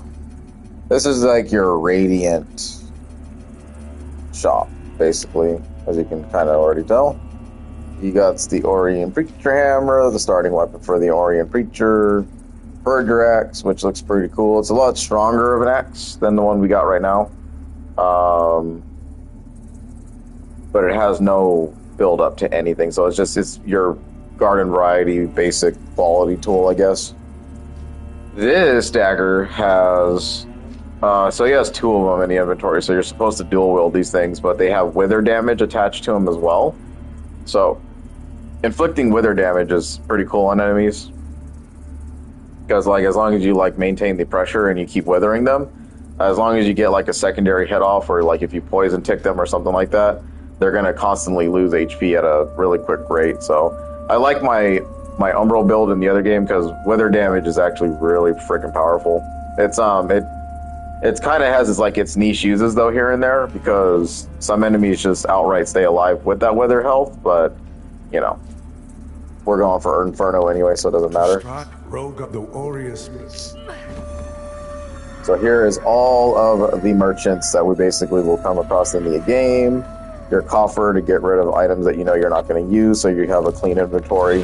I'll probably clean up my inventory as I end my sessions each day, just so like it doesn't look as crazy and confusing, because I definitely hate when I have like millions of shit, just because this game, the inventory is pretty bad. It's like just box after box after box of shit, so I was not a fan of how they kind of handled that. But anywho, let's go up here. This is our Umbral Mage guy, merchant. These are online items, so if you want a platinum trophy, you're going to have to buy all this crap, which kind of sucks. So like my other playthroughs, I've kind of gotten the plucked eyeballs. These are like from the revenge lamps. I'm surprised we haven't ran into one while we were playing. But yeah, basically the revenge lamps are, you kill an enemy that actually killed a real player in the world somewhere, and then you get literally 3 plucked eyeballs from that, or you can get them from other enemies in the game. You'll just have to farm them up like consistently. So that's not fun, right? And I guess over the years, how we're supposed to like accumulate like 15 million eyeballs together, and everybody did that, so it's up to like 96 million right now, which is pretty cool. So good job on that. So it unlocked, 3 different tiers of everything, so everyone can get their achievements and trophies. These items right here are like, I think you can just keep on buying them like over and over again, while these ones are like the ones you have to buy outright. So it's kind of hard to really say what you need to get from here. You can literally look like a skeleton man if you want the full set of armor here. That's just going to take too long. So a trophy for this is probably never going to happen, like a platinum, because that's just too much crap. must be born until the favored child makes themselves. Only then can the remaining carrion of creation. He's pretty cool. So with him, you want to do a lot with your lamp. We're going to socket the eyeball. It'll give us a soul flay charge in the main socket, and then a 15% resistance to dread. So you get more time to walk around in Umbral, which is fantastic. And then as we go, we'll have to upgrade the lamp. We're going to need these antediluvian chisels, 3 in the entire game. You come across them pretty, they're not hidden, let's just say that. Like, you just kind of come across them.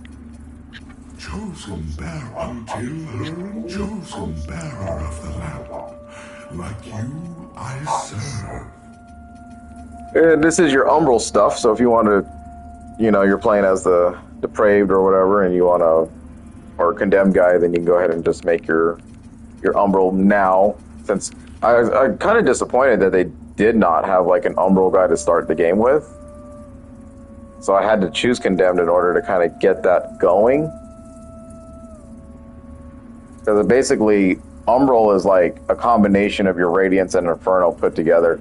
Why they couldn't just make another stat and just make it Umbral, I don't know. It is what it is at this point. But yeah, you have to combine the 2 different stats to get the most out of it. And as you can see, Radiance and Inferno both at 15 just for that one spell. Radiance and Inferno for requirement to hold that catalyst. So, I don't know. Like I said, just make it Umbral. Like, we didn't have to do a dual stat like that because it's just a waste of points. But it's okay. It is what it is. So, obviously, never going to use him because I don't need the Umbral magic. I need Pyro magic. We got her. By Aureus' divine will, I live again. It's a miracle. And to think I raised my sword to you, when all along you were a divine instrument sent by him to deliver my death and rebirth and bring clarity. Forgive me, Lamp-bearer. I'm Pietà of the Hallowed Sentinels. And as Aureus sustains me, so too will I sustain you. Whether by making manifest your potential or through my healing blood, contained within the sanguinarics you carry. Should you find any saintly quintessences, bring them to me, and they can bolster the power of my blood further still. The beacons must be cleansed, the hallowed sentinels restored, and Adir's malignancy eradicated. Through whatever is to come, fellow chosen of Aureus, we stand together in service of him. Our holy word continues, Lamp-bearer. She is going to upgrade our shit. So we definitely want that, right? Yeah, we'll find these as we go through the game. I did miss 2 of them in the first run I did, so not too bad, I would think, for exploration-wise. Fellow sanctified vessels, may Aureus' divine radiance flow through me and into you. Sometimes I wish that was skippable because she just keeps going. Really good line delivery though. Like whoever the actress was, she really poured into it. Do appreciate that. Always appreciate that. All right. So before spending your money, make sure that you talk to all the merchants to see if you don't want anything first. We'll get a couple NPCs up here later on.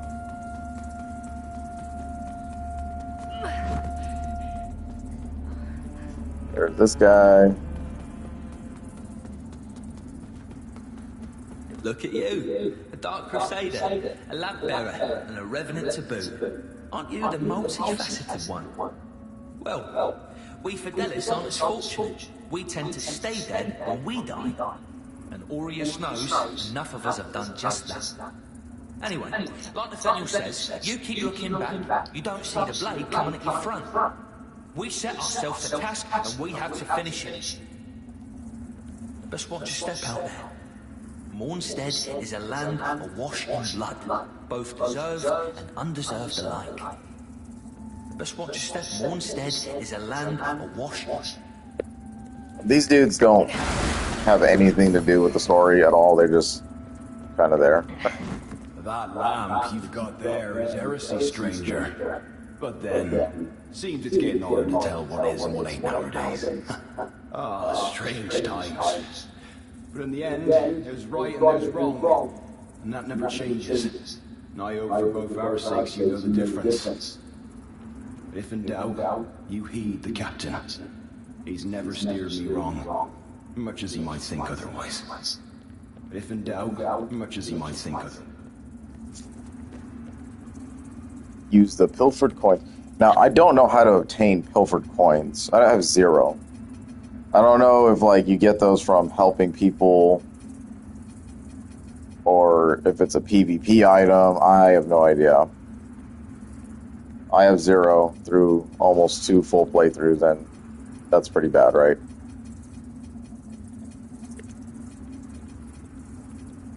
A lot of really colorful palettes, though, so... But whatever. I wish there was a way to kind of get those easily, but there's not. There's just no easy way to do that, so... Again, another one of those might not happen things. You have to, like, farm the shit out of those, and I'm like, oh god. Bring me back to Dark Souls 3 days. Fuck that. I hated that shit so much. So the Exactor's found himself a new instrument. As Exactors are wont to do. And given that lamp was intended for me, should his paladin fall. And yet now here you are, lamp bearer. Well, it seems I was right to doubt the value of a Dark Crusader's work. I'm Stoneman, captain of the Fidelis, a group of good men and women who've made a stand against the madness which has possessed the rest of the hallowed Sentinels. We made a vow to restore our order to its former glory, whatever the cost to ourselves. And by Judge Cleric's grace, we'll honor that vow. That heretical umbral lamp and the Dark Crusaders are necessary evils in these dire times, as are you, it would seem. Perhaps our aims will align further. Or perhaps not. In Radiance, judgment. Yeah, so pretty much what I found is that as soon as they put up, like, their inventory stuff, then you've completed their dialogue. So if I was to talk to him again, he'll repeat that line, but then kick you out, then you'll have to talk to him again and bring up the menu. Super stupid. I don't know why they did that, but anyway. He sells all the basic, like, infantry shit, so the Hollowed Knight stuff, the Black Feather Ranger shit, the Mornstead Infantry, and the old Mornstead Pike. So, if you want to grab that, the Mornstead Infantry shield's actually a pretty decent shield, too. Light shields, like, are really good for parry, and parry in this game is everything. Heavy shields will, like, straight up, like, block and kind of throw off their posture just a little bit. Medium shields are kind of that middle road, right? Good at blocking and stuff like that, but you still want to parry. If you don't gotta buy this key, I bought this key on my first run just because I was like, let me just see what it is.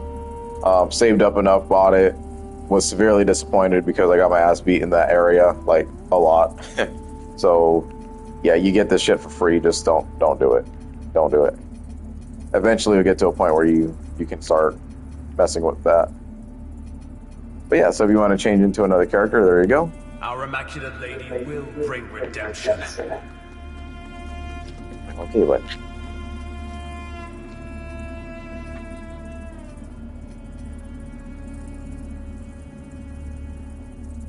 So again, more vitality. You're just going to keep pumping that until 20.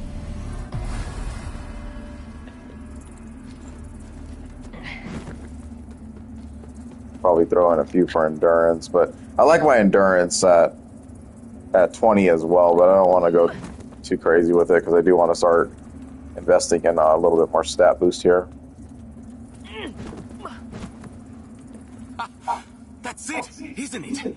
Not a you. The one I've learned a little about that. I hope you reckon truth. Of course, my name, far more than has proven. That's right. Defied only to be betrayed. So you'll while and give me the lap, no? It's. I hope you see sense. My offers, after all. See, he's standing at the edge of this cliff here, so you can kick him down. But you know, he's an asshole. So I don't really like listening to this guy. He's kind of a little too much for my ears right now. So we're just gonna keep going. Stay in umbral. Doesn't matter. I use this spear through most of the second run, to be honest. I was using it the entire time, damn near. It's a really, really nice spear, though. I needed something because, like, I couldn't really get the wither stuff to really go with the daggers too well.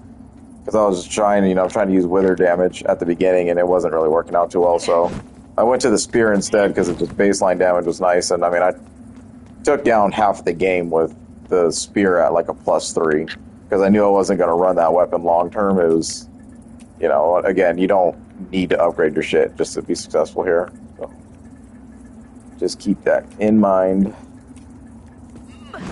But this is the first big area of the game. So we got to work our way through it. Careful. If you're headed for Pilgrim's Perch, friend, the hallowed sentinels don't welcome everyone. Not even a faithful pilgrim who's crossed countless miles of land and sea to join them. All I wanted was to serve the divine judge cleric, but they deemed me unworthy and chased me off. What's a poor, rejected disciple to do now, I ask you? I gave away most of what little I owned before I left Perdam. But if you've got some traveling of your own to do, then here, take this. I know it doesn't look like much, but it's been a dependable companion to me. It's a harsh wind that blows, but a tree that doesn't. It's a heart, but a tree that... Give us the stick. So you can beat people's asses with the stave. You want to have a challenge run? There you go. There's a weapon of challenge right there. The stick. Roll down. We're gonna boot this guy.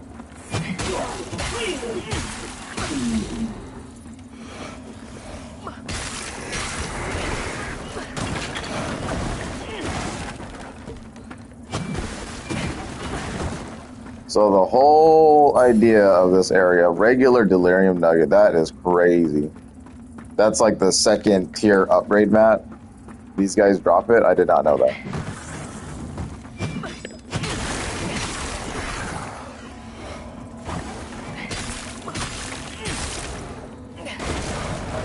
Yeah, but pretty much the entire thing of this area is dudes are going to pop behind these wooden crates, try to push you off the edges and stuff like that, so you have your little bit of your fall trap, light town area, kind of right at the beginning of the game, so just keep in mind, we're always going to be in Umbral when we explore new zones, just to showcase like what you could be missing out on.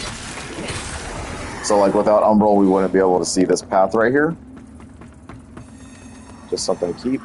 But keep in mind where the totems are at, because when that dredge fills up, you don't want to be caught with the Red Reaper.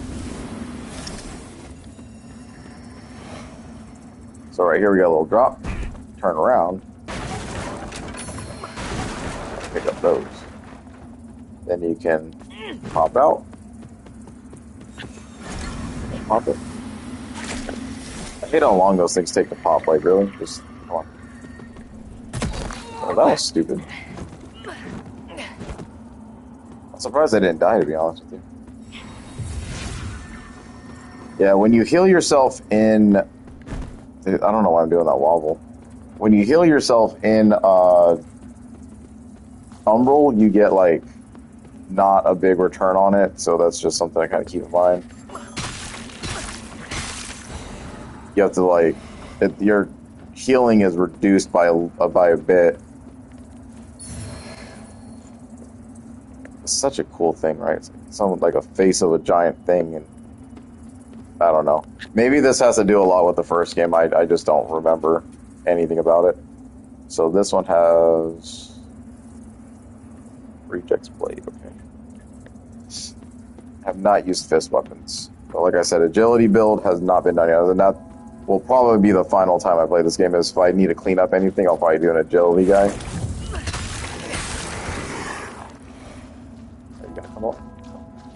The mages are probably the worst things to come alive because they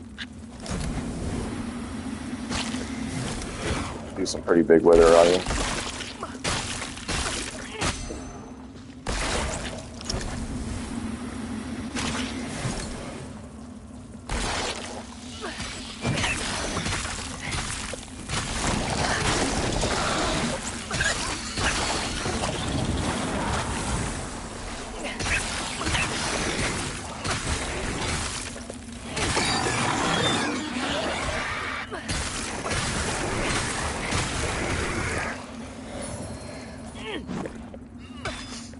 Very easy to get overwhelmed, especially when those giant moth creatures come in. But when the moth ladies arrive, they get they're a little tanky, and they start spewing out all those things, and this gets really kind of annoying, to be honest. So I get the Pale Eye Shield. So I'm running that shield right now, actually. Oh, he got me.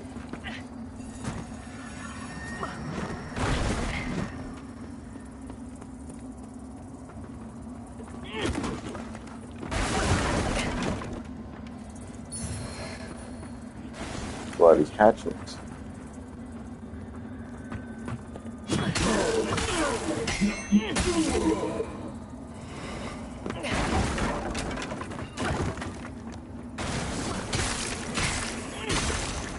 I was like, that was a delay.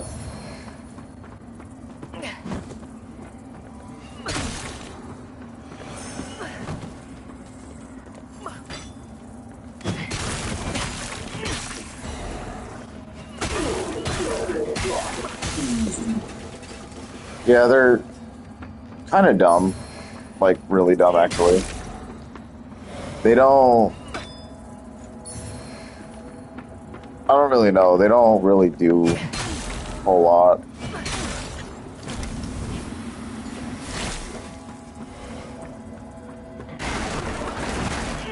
I wish the enemy NPCs were just a little bit smarter sometimes, because they really just stand there and take hits. So. Bucket Lord Salute. Nice.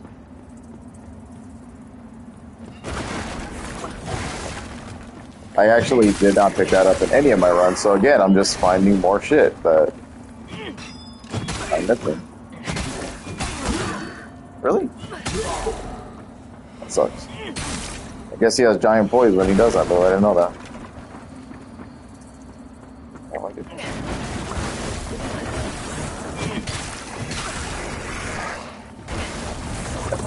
The longer you stay in this mode, the more these guys are going to come after us.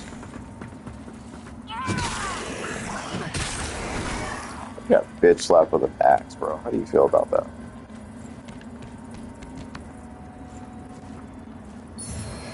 Now, we do want to go down there and kind of circle back and do some stuff in the main hub, but we're going to get the Reaper summoned on us, so we kind of have to reset real quick. Very good. Most blessed representatives of the Holy Judge Cleric, my soul soars to see. Hold your tongue, pilgrim. And on your feet. You are on sacred ground, and we are yet to see whether you are deserving of that honor. I assure you, I have dedicated my life to the teachings of Judge Cleric. My faith in her and her divine works is boundless. Pray it is, for our immaculate lady's light will lay bare the truth, and in radiance there is judgment.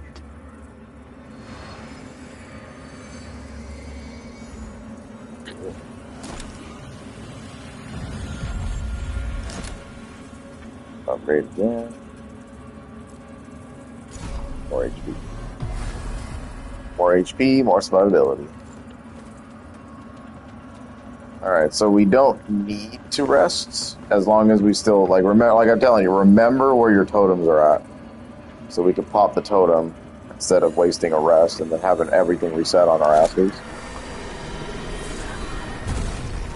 The only time you want to rest is obviously when you're out of healing vials. You don't want to be out of that for sure. Let's especially when you're doing your running around here.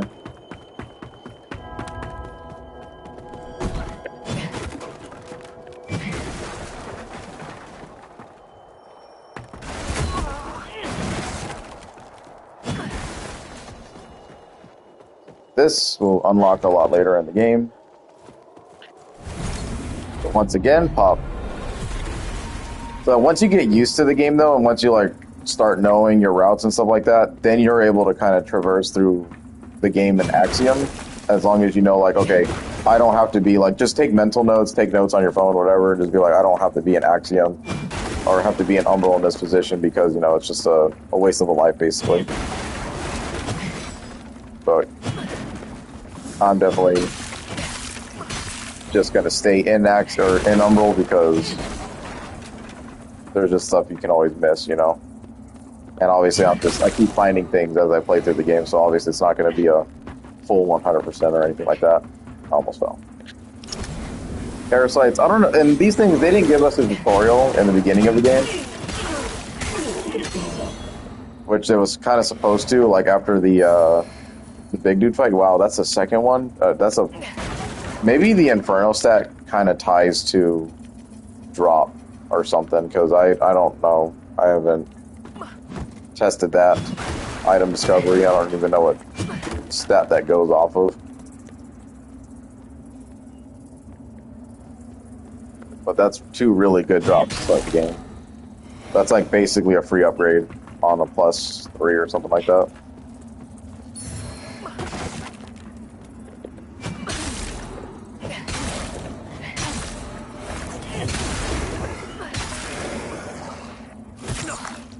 Really? The boss.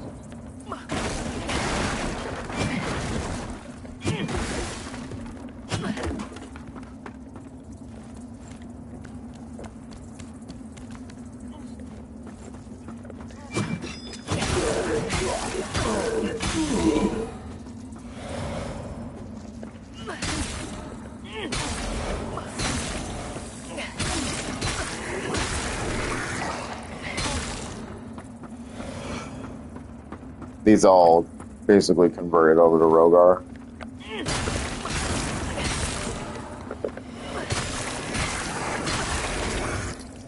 They're being corrupted or something like that.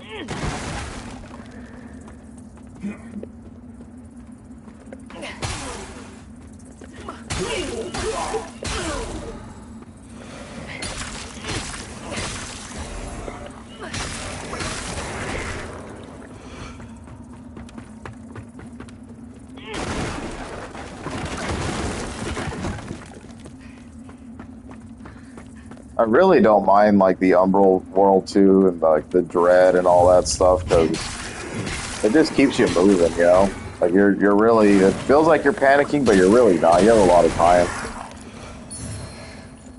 You just have to take notes of where you didn't explore and then come back for it.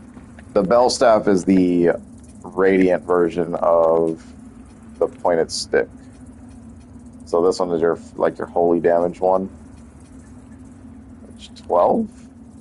In Radiance, that's a lot of points, though. That's not good. Alright, hit the elevator, and then we're going to go to a secret area. It's going to wrap around. So I think I'll do the secret area, and then that'll probably be it for tonight, and then we'll, No, I think... Okay, so I'll do the secret area, and then fight the sister chick or whatever, and then that'll be it for today. That'll be the plan going forward. So, Totem. Pick this up. So I just kind of experiment with the tints. Just kind of let it be. So there's Ice Grip. So a little bit more like a blue tint. It's not really what we're still going for. I'm kind of looking for red still, but you know. You can only get what you get.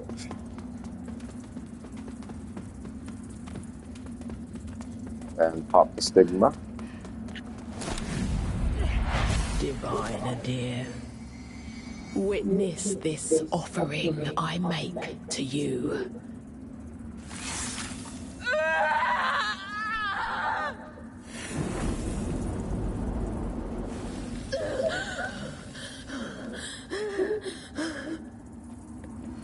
I wish we could like see like the motion of that.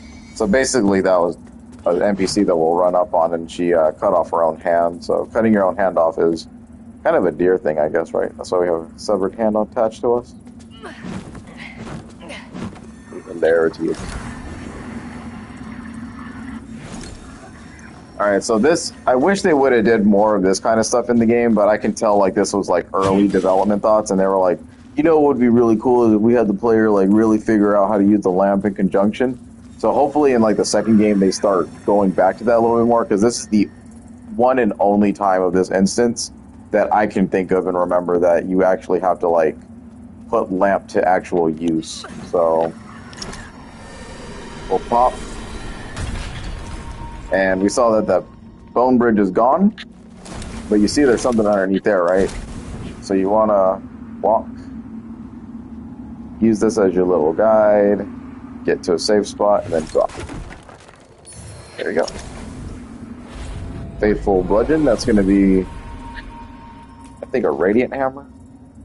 No, just a big strength hammer. Then pop back into umbral.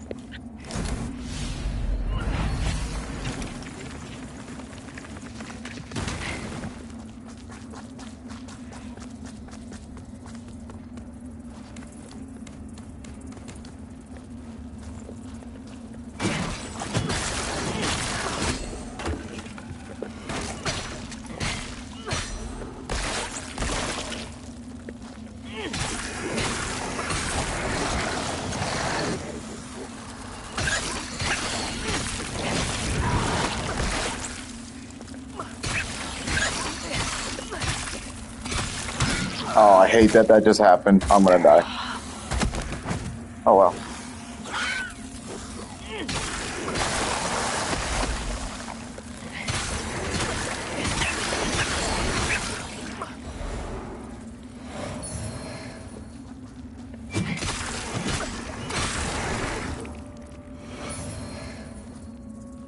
I'm actually really surprised. I'm really surprised, actually, what just happened there. Because I thought she was going to stab me, and then they do like a little kick flip thing. They bring you up and flip you behind them. I thought she was going to launch me off the edge, because that was so bad. I always get her to just fall down there, but that didn't happen, so. We got away with one, I'll tell you that much. We got away with one.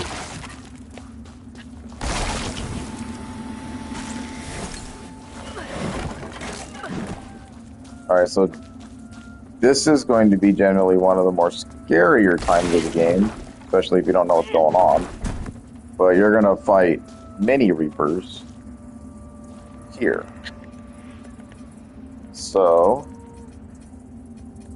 as that is, actually we want to attach that too. So, hand, hatchet, good.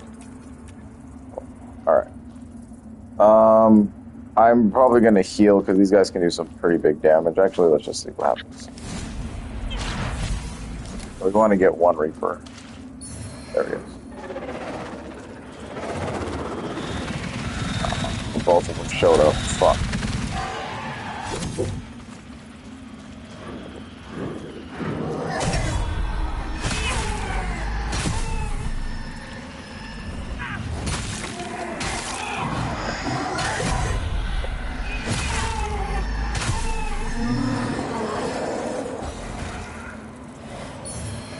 Good. Yeah, these guys generally give you, like, some really good shit. I love the Umbral enemies. They always give you really nice crap. Okay. Oh, get off that.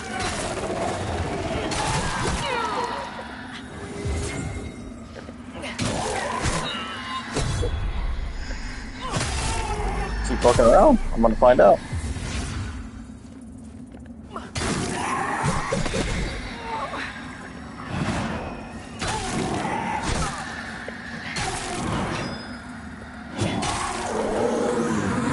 Those guys they're just dangerous. You gotta be careful. Stillness robes. Those look cool.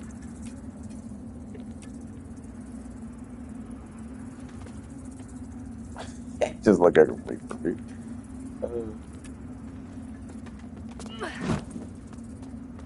Yeah, so super scary fight, to be honest. This is actually perfect too. Because I forgot that Dunmire moves locations after a while, so. Use the Skyrest Bridge key there, come back up, and we are on the backside of Dunmire. So he transports over here, so we want to talk to him. Should remain, I would have you perform it, seek out as proof, for only can we hope this land to offer. Also, say nothing of this to Pietà. They are already conflicted. You serve a higher. Yeah, so we're just going to be grabbing items for him, so that just started his quest chain. You come across them pretty easily as long as you're exploring well in the world.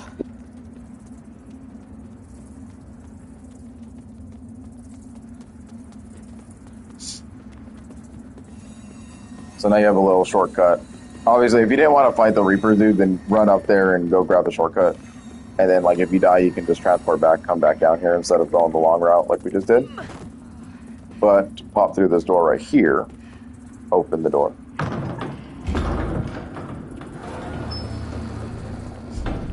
And then there's like a little bit of a puzzle here. So we want to...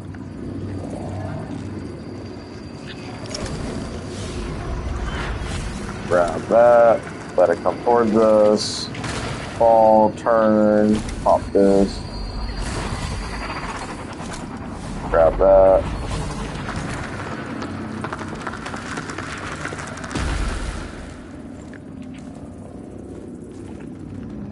We'll come back up for that one because we actually have to go there, run through the gate.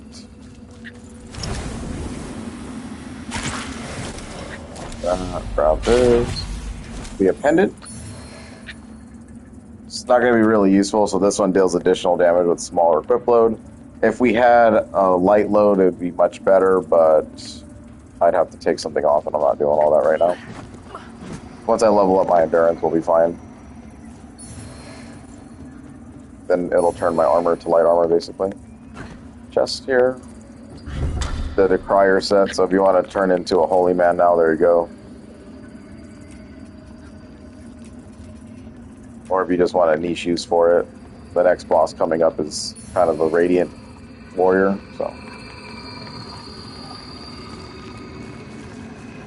Just keep going, keep going, keep going. You can actually pop this from here, if you can find the right angle. Just one of those silly things. But the real way to do it is to... here, then that. But first off, I want to showcase this, so you want to run up here. And then there's someone in here.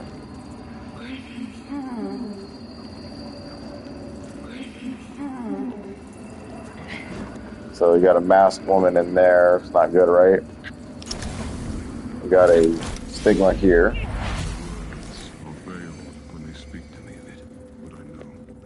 Pop this for another shortcut back over to Skyrest Bridge.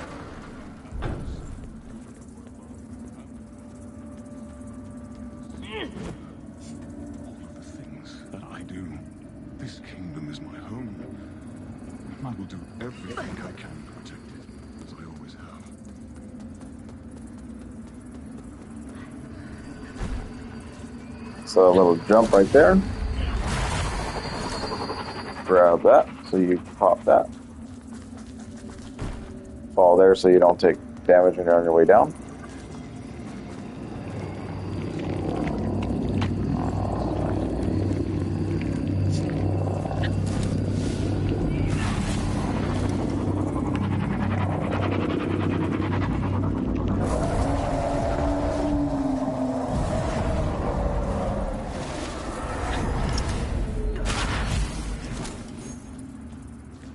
It acts like it's still there. It's always weird.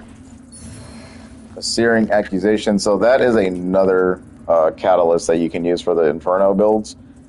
Even though like it looks like, oh yeah, I got like an upgrade, I can put 4 slots, you're not going to be able to keep it for very long if you're going to do the Tortured Prisoner quest line. So just take it off, keep it off. You still have to wait a little bit to get your Inferno Catalyst. Unless you started out with one. And we are going to give it to the tortured prisoner that's up here. And then do the old soulsy thing that we love to do in life. So hand it over. Yeah.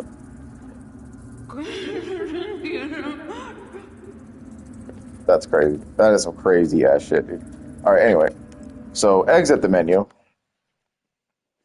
And you could just go to a vestige and reset, but this is like faster, I guess. Load screen's still gonna take a minute. Then continue on.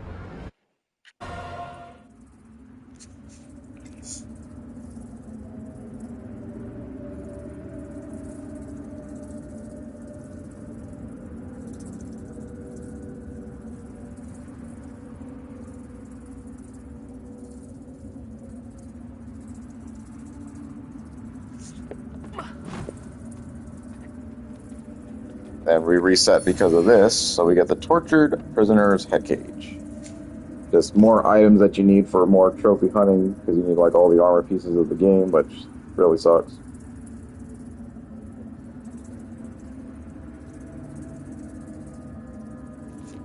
Alright, then with all that taken care of, now we can pop out of this one. This is like another entrance over towards the Pilgrim's Perch.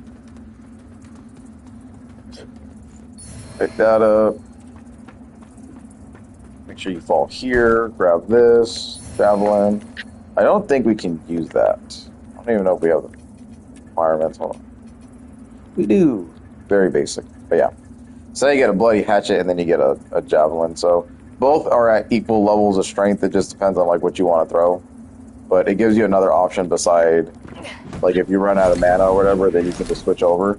That's the only thing I really like about the way that they utilized it for the throwing mechanics.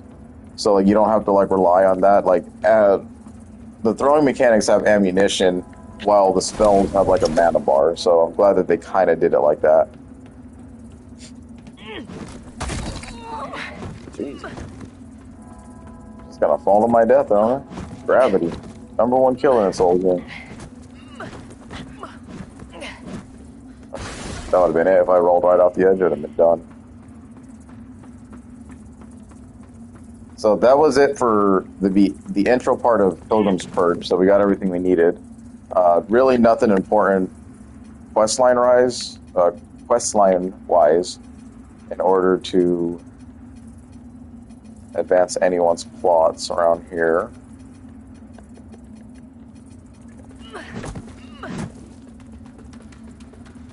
So what I'm going to do is pop this. And I'm going to heal my last heal. I'm not going to fight the boss directly, but I'm going to grab this NPC real quick and then do these little puzzles while we're still in our life.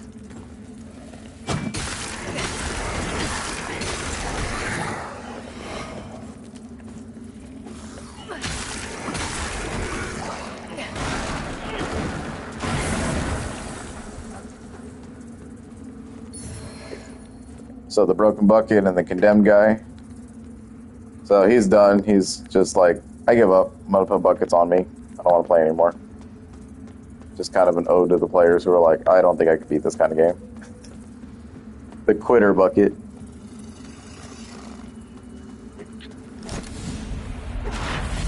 Which honestly, give yourself more faith because this is not a hard cold like at all. It's got its moments. But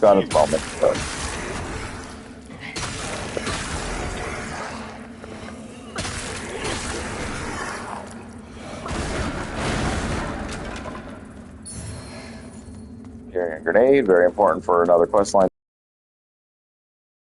Even though I won't use it.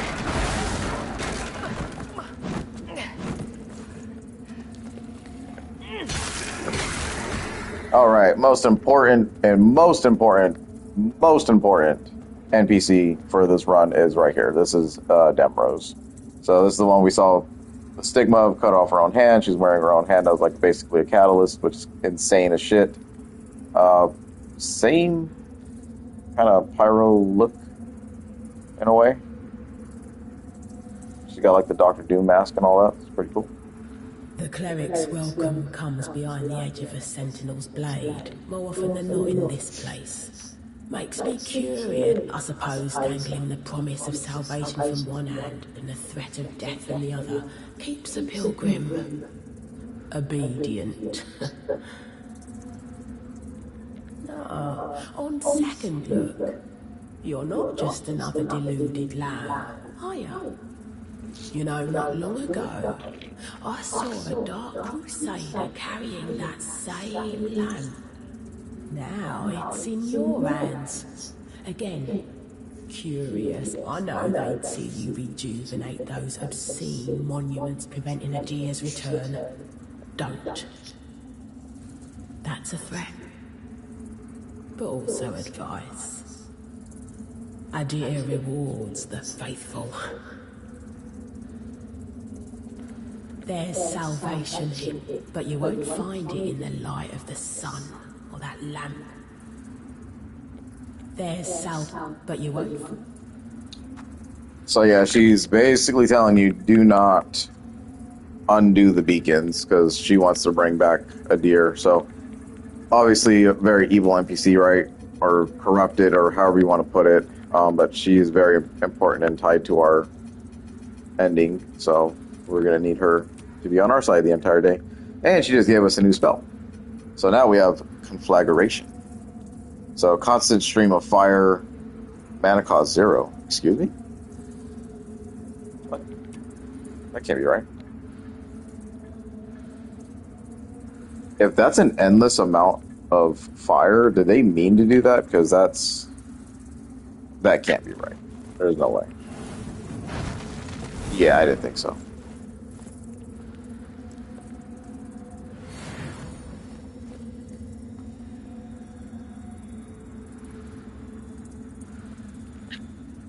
Mana cost 0. That's hilarious. And yet it costs mana. There's salve, but you won't. But yeah, she's like, don't you dare. Basically, don't you dare. You're okay. I won't. And that clears up the exploration of that.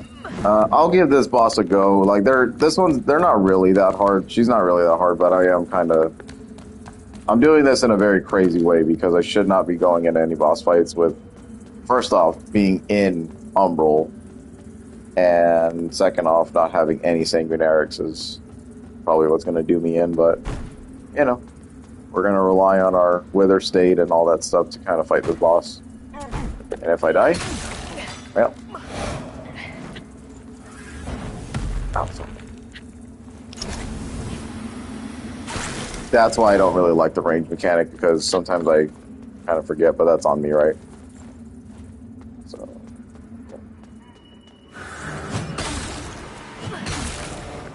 I'm going to grab this over here.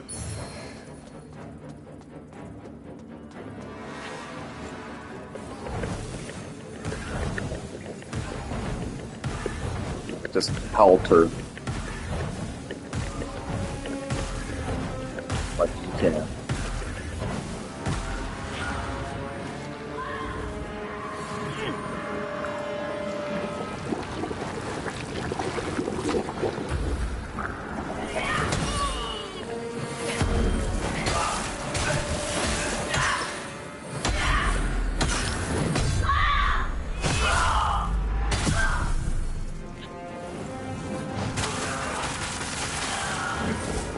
That's hilarious.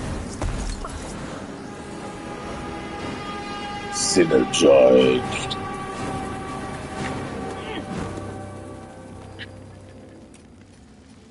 This good sister garb. Oh yeah, baby. I already know what kind of garb we're going for.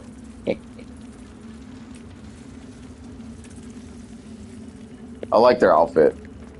Like it literally, it's the penitent one, right? Like that's exactly what that was. That's a little blasphemous right there. So that's pretty cool. Little inspiration from them, you know what I mean? Big old fans and stuff, like you tell. Well, hello there. Actually, how much damage does this do? 34 a tick. That's not bad. Conflagration might be a really good spell against those fucking butterfly ladies. I don't like them.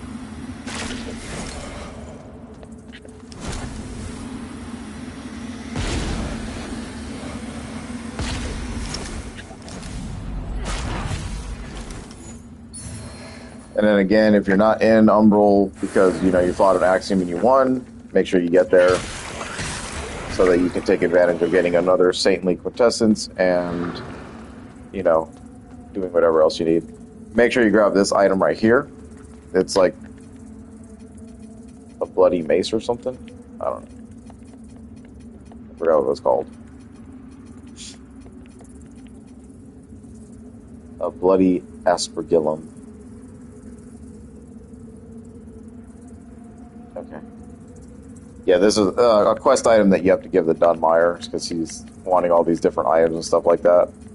So, let him do. Agility. So, flail. This flail does bleed buildup, which is cool. The flails in this game are actually...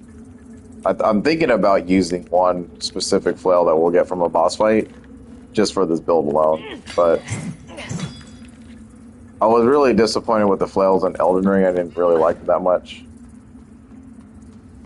The sets were okay, but not top tier.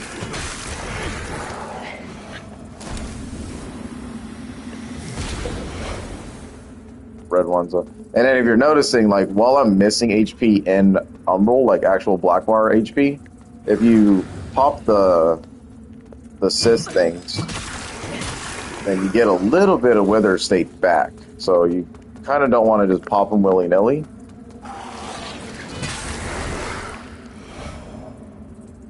Just want to tactically set it up. You only really want to pop those things if you're missing HP or if you need a Soul Flake charge. That's pretty much it. This guy right here. See you later. Break. Got him.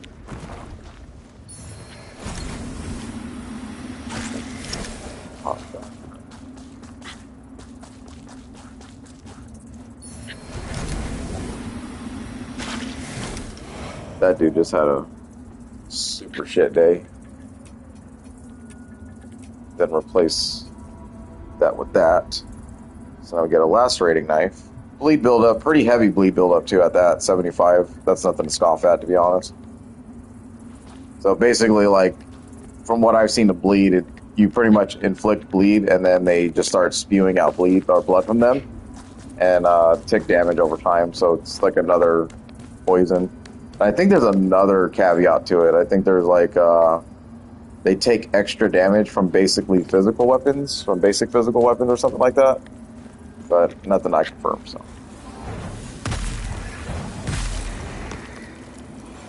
That didn't do bad. I like that.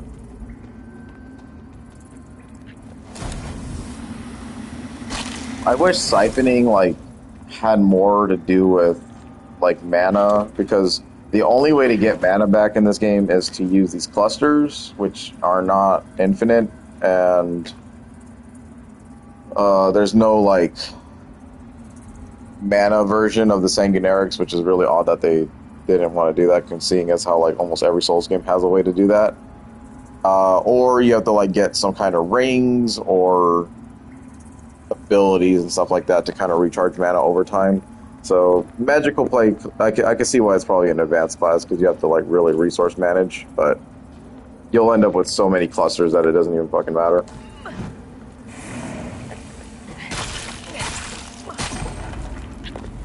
I want a flaggery. Damn.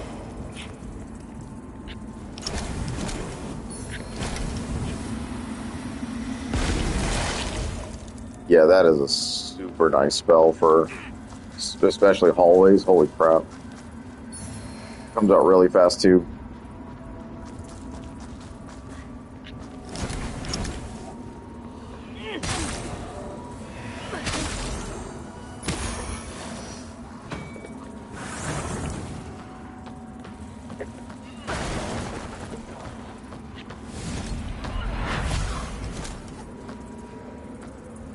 You almost gonna nasty it up.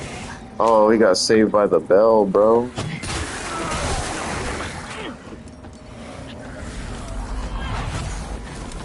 He got saved again.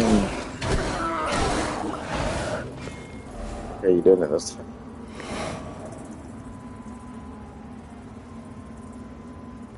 I don't think I ever dropped it. Hold on.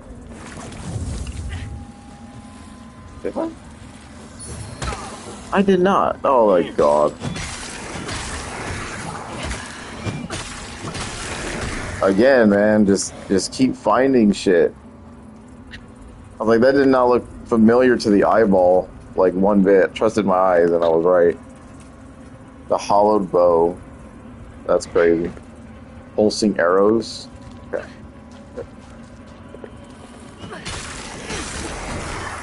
I'm about to piss off the Umbral dude. Is there really no totem?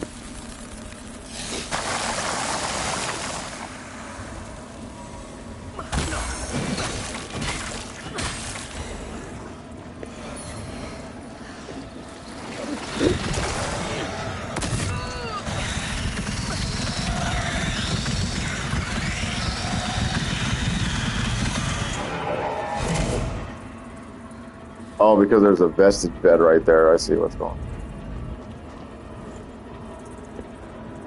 I'd fall, but I die. I think I would die. Oh, he's gonna get me. There's literally no way I'm surviving this. I need him to pop right now.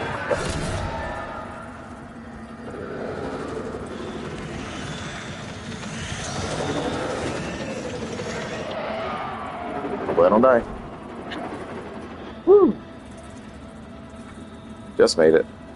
Good. Alright, here's what we'll do. We're gonna warp Skyrest. There we go.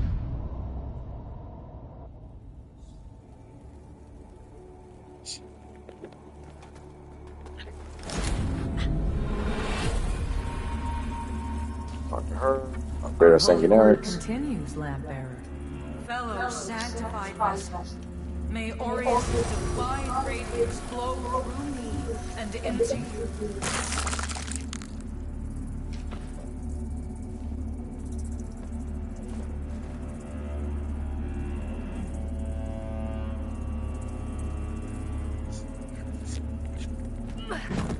Pietà.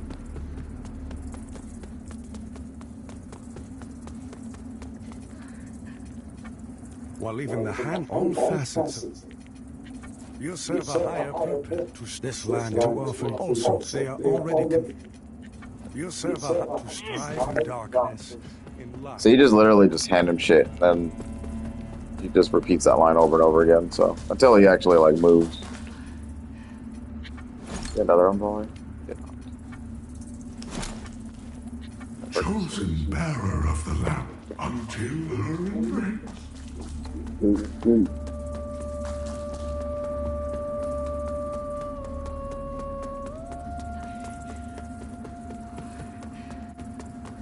That lamp is heresy striker.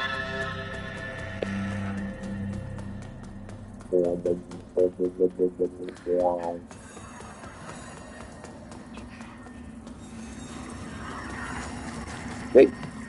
Then we're coming up here so we can talk to our tortured prisoner lady. She's gonna be happy. Hello again, deathless one. I'm glad you were able to free yourself from behind those bars. Perhaps it was the Golden Gallant who put you there. I couldn't see him by firelight. I wonder where he went. Witness the woe of living rock made flesh by the arrogance of gods. When I carry only thunder in my heart, I worry lightning will strike me twice. Will you bring news of this fallen one's kin?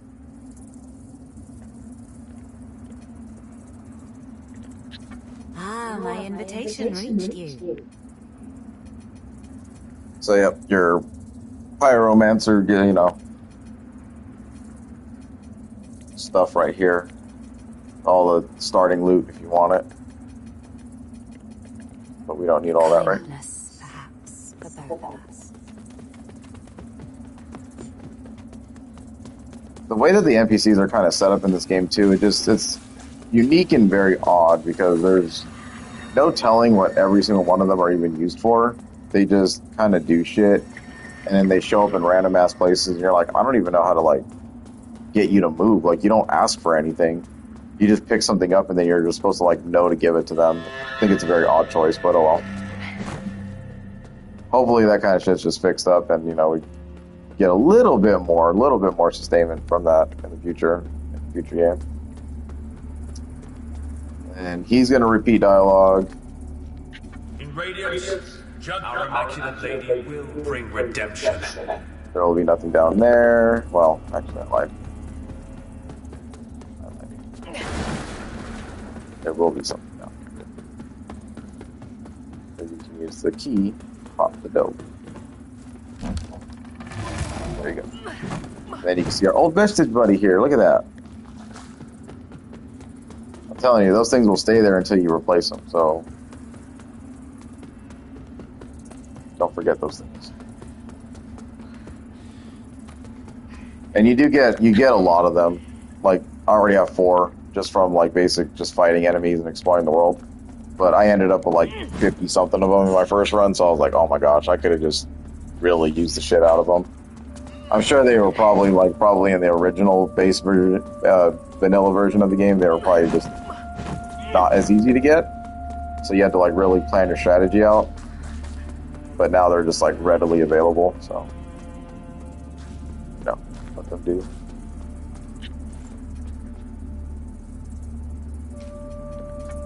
So upgrade. Yep, perfect.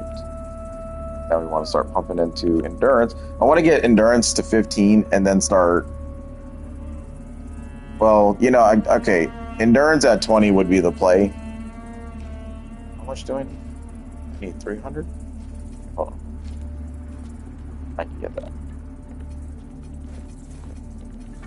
Just pop up. There you go. I can get all the levels.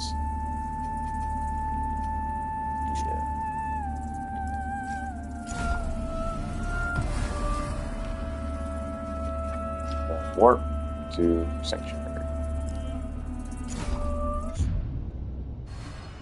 There we go.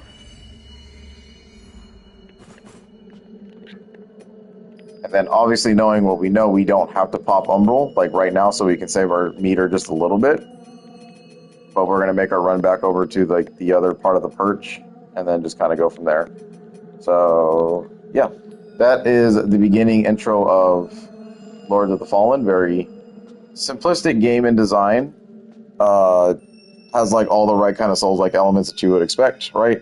Your healing, your items, you know, the tough combat, stuff like that. Honestly, this game is not really that hard though, so, you know, went into a boss fight with 0 things in Umbral, you know, it could die at any moment, but, you know, it got a few hits off on me, but you can see how negligible the damage was when that actually was happening and how easy it is to get it back. And honestly, the AI isn't really, like, the smartest, so they kind of leave themselves open to a lot of hits. And we're going to see that throughout the playthrough quite often, which is a little bit disappointing, but, you know, it is what it is. And it's really easy just to kind of, like, sidestep dodge them. It's not like Bloodborne where it was like chaotic dodging and everything was just super fast and you're like, what the fuck is going on? And you couldn't, like, your eyes couldn't keep up with what was going on at the time. This one, they're a little bit more telegraphed, so you can actually like pull parries off really nicely. I don't think this game was intended to be that difficult. I don't even think it was intended to be like a Super Souls-like or anything. It just wanted to be its own thing, and more of an action RPG, to be honest, because you know, the spells are fun. I have fun. I don't have to like stress out like I do with Dark Souls or Elden Ring. Not really Elden Ring, but Dark Souls mostly, where you have to like really only just tap R1 once and then start rolling around like an idiot. That's all you can do in that kind of a game. So we will explore new weapons, hopefully get rid of this. If I don't have a new weapon by then that I actually like, then I do have one in mind that I want to use for probably a good grip of the playthrough, because once we get the blacksmith, you know, you do want to start upgrading your weapon so you can not struggle as much with damage when it comes to the other enemies. But the bulk of our damage is going to come from pyro casting. So, yeah, I'm excited. This is it. This is going to be the run. You know, I'm tired of starting them and taking them down because I just don't know what to do with it.